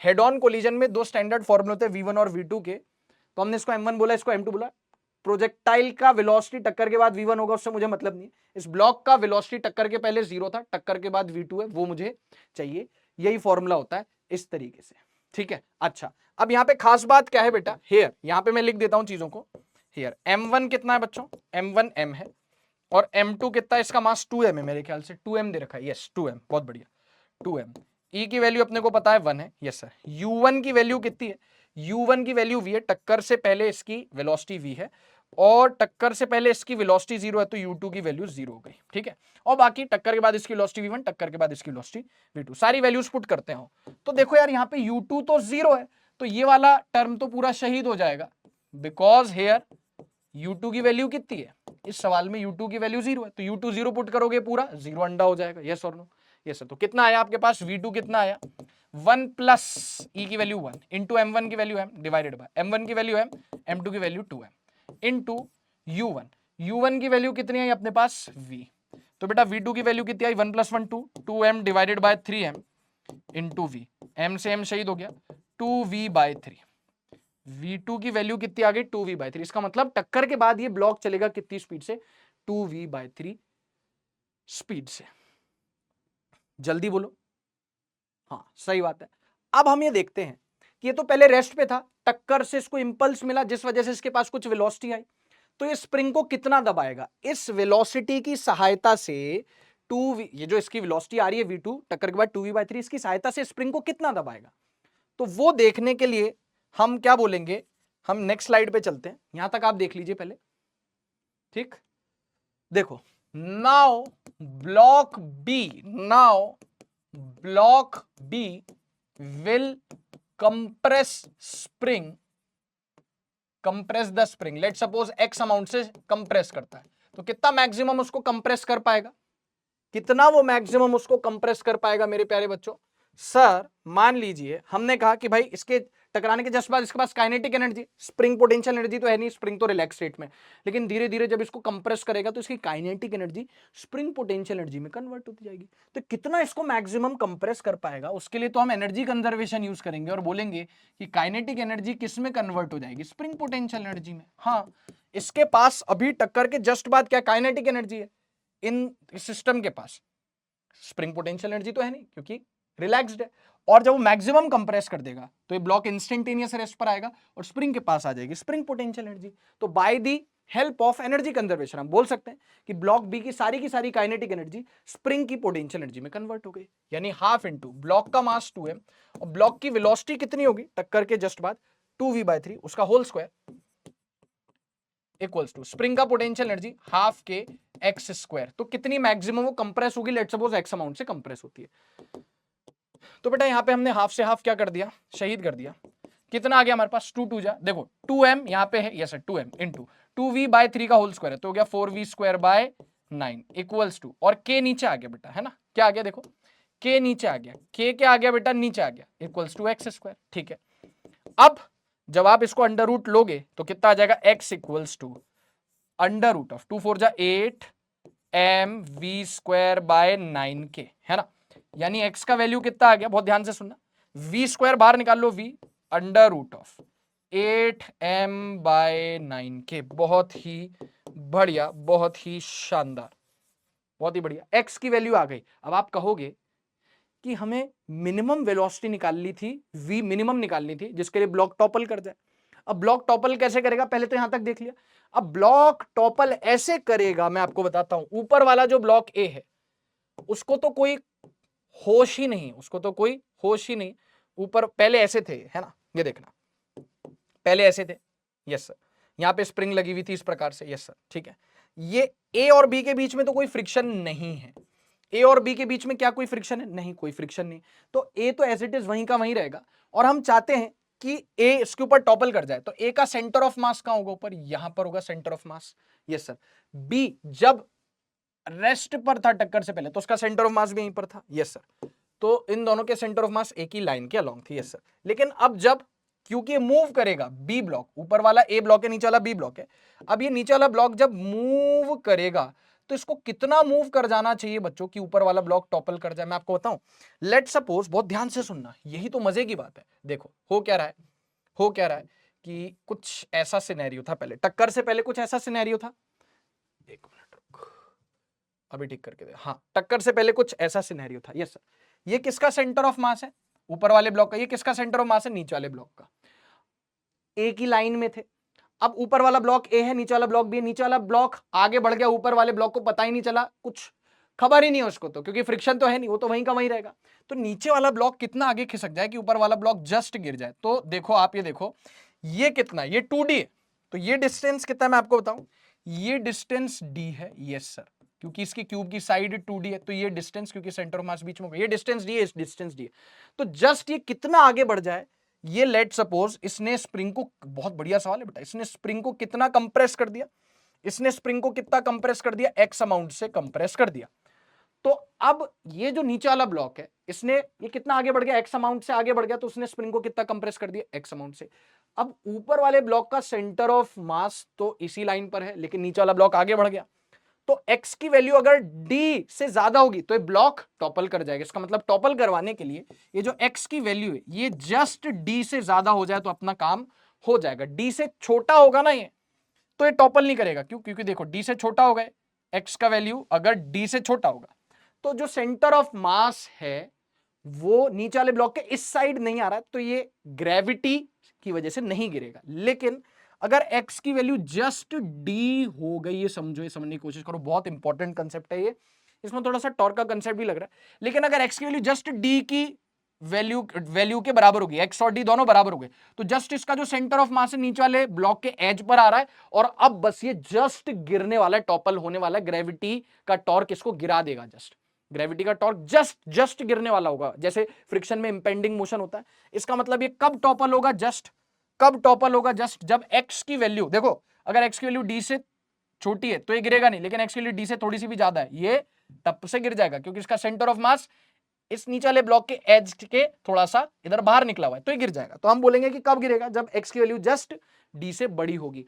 अब x की वैल्यू हमारे पास d से बड़ी आनी चाहिए थोड़ी सी, तो x की वैल्यू कितनी आ रही है हमारे पास, सर x की वैल्यू आ रही है v/8m/9 के, it should be greater than equals to D. तो यहां से हम v निकाल सकते हैं, कितना आ गया, बहुत इजी, कितना आ गया, बहुत इजी, v की value greater than equals to 9 के ऊपर 8m नीचे। तो बेटा हमारे पास जो आंसर आएगा ना v का, v must be greater than equals to, देखो v must be greater than equals to √9k/8m into D, D under root 9 के ऊपर 8m नीचे, 9 के ऊपर 8m नीचे। 9 का अंडर रूट आप बाहर निकाल सकते हो, मुझे कोई भी दिक्कत नहीं, 9 का अंडर रूट आप बाहर निकालो मत निकालो, डजंट मैटर, ठीक है। तो v की वैल्यू इससे ज्यादा आनी चाहिए, देयरफॉर v मिनिमम कितनी आ गई, v मिनिमम जिसे हमने क्या बोला, v नॉट बोला, v मिनिमम जिसे हमने क्या बोला, v नॉट बोला, ग्रेटर देन इक्वल्स टू इतना, तो मिनिमम वैल्यू कितनी आ गई, d अंडर रूट 9k/8। पहला पार्ट हो गया सॉल्व, v मिनिमम इतनी अगर होगी तो ब्लॉक जस्ट टॉपल करने वाला होगा। इसको देख लीजिए, इसको देख लीजिए फटाफट से। हाँ सर, इतनी मिनिमम, तो आपसे क्या पूछा जा रहा था, यहाँ पे आपसे पूछा जा रहा था मिनिमम वेलोसिटी v, जिसको v नॉट बोला है, such that block a will topple over block b। अगला है v की वैल्यू v0/2 हो गई, तो किस एम्पलीट्यूड से ये जो स्प्रिंग मास सिस्टम है ऑसिलेट करेगा। देखो जितना ये स्प्रिंग को अभी नेचुरल स्टेट में, हाँ सर अभी स्प्रिंग नेचुरल स्टेट में, ये इक्विलिब्रियम में, जितना ये स्प्रिंग को कंप्रेस कर देगा उतना ही एम्पलीट्यूड आ जाएगा। एसएचएम की नॉलेज थोड़ी सी होनी चाहिए कि स्प्रिंग को जितना भी कंप्रेस कर देगा बी पार्ट में, जितना भी कंप्रेस कर देगा बी पार्ट में, जितना भी कंप्रेस कर देगा बी पार्ट में, उतना ही, ये मान के चलो इक्विलिब्रियम पोजीशन, जितना कंप्रेस कर देगा वो एक्सट्रीम पोजीशन, तो जितना कंप्रेस कर देगा उतना ही एम्पलीट्यूड होगा। तो एम्पलीट्यूड जो होगा ना वो किसके बराबर होगा, x के बराबर। लेकिन अब x पहले वाला x नहीं रहा, अब x कुछ और वैल्यू रखेगा, क्योंकि वैल्यू वेलोसिटी की पहले v थी, मिनिमम वेलोसिटी आपने निकाली v नॉट, और अब जो वेलोसिटी आप ले रहे हो ये v, ये कितनी हो गई, v0/2 हो गई। ओहो, ये भी अपने आप में एक सोचने वाली बात है। तो अब कंप्रेशन उतना थोड़ी होगा, पहले अगर v से आ रहा था तो अब कितने से आ रहा है, v पहले कितनी मिनिमम आप ले रहे थे, v0 ले रहे थे, अब कितनी लेनी है आपको, आपको v की वैल्यू दे दी, v की वैल्यू है v0/2, तो आप बताओ कि कितना कंप्रेशन होगा, क्योंकि जितना कंप्रेशन होगा उतना ही एम्पलीट्यूड हमारे पास आएगा। तो अब हमने बोला अगेन, ये चीज हमने दोबारा यूज करी, ये चीज हमने दोबारा से यूज करी, बहुत ध्यान से सुनना, ये चीज हमने दोबारा से यूज करी, और हमने क्या बोला कि u1 की जो वैल्यू है, ये u1 की जो वैल्यू है, एक मिनट, यानी कि ये u1 की जो वैल्यू है ये पहले v हुआ करती थी, कितनी हुआ करती थी, ये u1 की वैल्यू कितनी हुआ करती थी, v। अब उसने कितना बोला है, v की वैल्यू दी है v0/2। सुनना बहुत ध्यान से, v0 मैं पहले निकाल चुका हूं, v0 की कुछ पर्टिकुलर वैल्यू आ चुकी है। अब उसने बोला कि जो v है, ये जो v है जिस वेलोसिटी से आ रहा है, टक्कर से पहले की जो वेलोसिटी है वो कितनी दे दी, v0/2। तो मैं यहां पे दोबारा से u1 की जगह v0/2 पुट कर दूंगा, क्योंकि मुझे वो आती वेलोसिटी v0/2 दी उसने, तो v2 कितनी होगी, यानी b ब्लॉक का जो वेलोसिटी टक्कर के बाद कितना हो गया, 1 + 1 2, 2m/3m इंटू v0/2, m से m शहीद, 2 से 2 शहीद, कितना आ गया v2। ये ब्लॉक मूव करेगा v0/3 वेलोसिटी से। अच्छा ठीक है, अब ये v0/3 से मूव करेगा तो ब्लॉक की काइनेटिक एनर्जी किस में कन्वर्ट होगी? स्प्रिंग की पोटेंशियल एनर्जी में। ब्लॉक की काइनेटिक एनर्जी कितनी होगी? हाफ इंटू मास हो गया 2m इंटू। अब ये जो ब्लॉक है, अगर जो बुलेट है वो वेलोसिटी v0/2 से मूव कर रही है, तो ब्लॉक मूव करेगा v0/3 से, तो इसकी काइनेटिक एनर्जी कितनी होगी? v0/3 का होल स्क्वायर। काइनेटिक एनर्जी पूरी की पूरी स्प्रिंग पोटेंशियल एनर्जी में कन्वर्ट होगी। लेट्स सपोज जो नया कंप्रेशन है वो x डैश है, कोई और जो कंप्रेशन है, हाफ से हाफ शहीद हो गया। कितना आंसर आएगा देखो sir, 2m into v0²/9 equals to 9 के नीचे ले आओ, के नीचे ले आओ इक्वल्स टू x डैश का स्क्वायर। ठीक है, तो बेटा x डैश कितना हो गया सर जी? ये हो गया 2mv0²/9 के। अब v0 का स्क्वायर है तो v0 बाहर ले आओ, कितना हो गया? √2m/9 के। यस सर, ठीक है, इतना कंप्रेस करेगा स्प्रिंग को। v0 के टर्म्स में आ रहा है, v0 में पहले ही निकाल के बैठा हुआ। v0 की वैल्यू कितनी है? v0 में पहले, एक सेकेंड, एक मिनट, हाँ, v0 में पहले निकाल के बैठा हूं। v0 की वैल्यू कितनी है? v0 की वैल्यू है d इंटू √9k/8 है। तो v0 की वैल्यू कितनी है? d इंटू √9k/8m है ना, इतनी है। v0 की वैल्यू कितनी है आप बताओ? v0 की वैल्यू कितनी है? d √9k/8 है, यस सर, इंटू √2m/9k। तो देखो मेरी बात बहुत ध्यान से सुनना, दोनों को एक ही रूट के अंडर ले लो, ये भी अंडर रूट है, ये भी अंडर रूट है, एक ही रूट में ले लो। 9k/8m इंटू 2m/9k, ये शहीद, m से m शहीद, 2 4 जा 8, 1/4 का अंडर रूट हो गया 1/2 d/2। देखो वो आ गया। तो कंप्रेशन कितना हो रहा है अब? d/2। तो ब्लॉक स्प्रिंग को जितने से कंप्रेस करेगा वही एम्पलीट्यूड है, तो एम्पलीट्यूड इस केस में कितना हो जाएगा? एम्पलीट्यूड हो जाएगा आपके पास d/2 हो जाएगा। कितना हो जाएगा? d/2। ये बी पार्ट का आंसर है, ये बी पार्ट का आंसर है, देख लो इसको। तो यहां पे क्या किया हमने? कुछ नहीं किया, सेम वही घिसा पिटा हमने मेथड लगाया, सेम वही घिसा पिटा, एक मिनट, हमने मेथड लगाया सेम। बस यहां पे u1 की वेलोसिटी जो पहले आपको v दे रखी थी, वो अब आपको v की जगह कितनी दे रखी है? v0/2 दे रखी है, तो v की जगह v0/2 पुट कर दिया। पहले v पुट किया था, v0/2 पुट कर दिया, तो ब्लॉक की वेलोसिटी आ गई v0/3। अब ये ब्लॉक की स्प्रिंग की kinetic energy spring potential energy में कन्वर्ट होगी। हाँ, तो स्प्रिंग कितने से दबेगी? ये पूरा v0 के टर्म से v0 की वैल्यू पहले निकालती पुट करके, इतने से दबेगी। तो इतने से दबेगी तो इतना ही SHM का सिंपल हार्मोनिक मोशन का एम्पलीट्यूड होगा। यानी कि सच बताऊं तो d/2, ये बी पार्ट में, ये बी पार्ट भी हो गया। बी ब्लॉक स्प्रिंग को कितना कंप्रेस कर रहा है? d/2, तो d/2 d/2 d/2 d/2 d/2 d/2 d/2 d/2। समझ में आ रही बात? ठीक है, तो ये एम्पलीट्यूड कहां से देखा जाएगा? ये मीन पोजीशन रहेगी, यहां से देखा जाएगा d/2 d/2 d/2 d/2 amplitude. अगर आपने SHM पढ़ा है तो उसमें एक वर्ड होता है, टर्म होती है एम्पलीट्यूड। ठीक है, तो ये हो गया अपने पास, इसको देख लो। तो यहां से आप इसका सॉल्यूशन देखना शुरू कर सकते हैं बच्चों। ये यहां पे हमारे पास इसका सॉल्यूशन है, देख लीजिए, यहां से सॉल्यूशन शुरू है। ये होता है हमारा पहला पार्ट, यहां पे भी खत्म नहीं होता। और ये बहुत अच्छा कंसेप्ट था, ये देखना कि अगर x की वैल्यू d से कम होगी तो ऊपर वाला टॉपल नहीं करेगा, x की वैल्यू जस्ट d के बराबर होगी तो जस्ट टॉपल करने वाला होगा, है ना। तो x की value greater than equals to d लगा के हमने v0 लगा लिया, निकाल लिया। उसके बाद ये b पार्ट है ना बेटा, कौन सा पार्ट है? b पार्ट है, ये देख लो। ठीक है, डन। कितना आया कंप्रेशन इस बार? d/2। ठीक है साहब, देख लिया आपने, d/2 तो ही एम्पलीट्यूड भी है। ठीक है बॉस, इसी के साथ हम आज का ये सेशन फिनिश करते हैं। काफी प्रकार के हमने सवाल किए कोलिजन्स पे, कोलिजन का कोलैब किया प्रोजेक्टाइल मोशन के साथ, फिर वो हेड ऑन कोलिजन के v1 v2 को भी यूज कर लिया, उसमें हम SHM का कंसेप्ट भी ले आए, वर्क एनर्जी पावर का कंसेप्ट भी ले आए, प्लैंक और मैन वाले सवाल भी देखे। तो काफी सारी चीजों पे हमने लर्निंग आज देखी है। तो आशा करता हूं प्यारे बच्चों आज का लेक्चर आपको फ्रूटफुल लगा होगा। तो अगर आपको फील आई तो जरूर से कमेंट में लिख दीजिएगा कि सर फील आ गई, और सारे सवाल जितने भी मैंने कराए खुद से करके देखने हैं from step 1 to last step. ठीक है, मैं आपसे मिलने वाला हूं अगले किसी सेशन में। तब तक के लिए स्वस्थ रहिए, व्यस्त रहिए और मस्त रहिए। थैंक यू प्यारे बच्चों।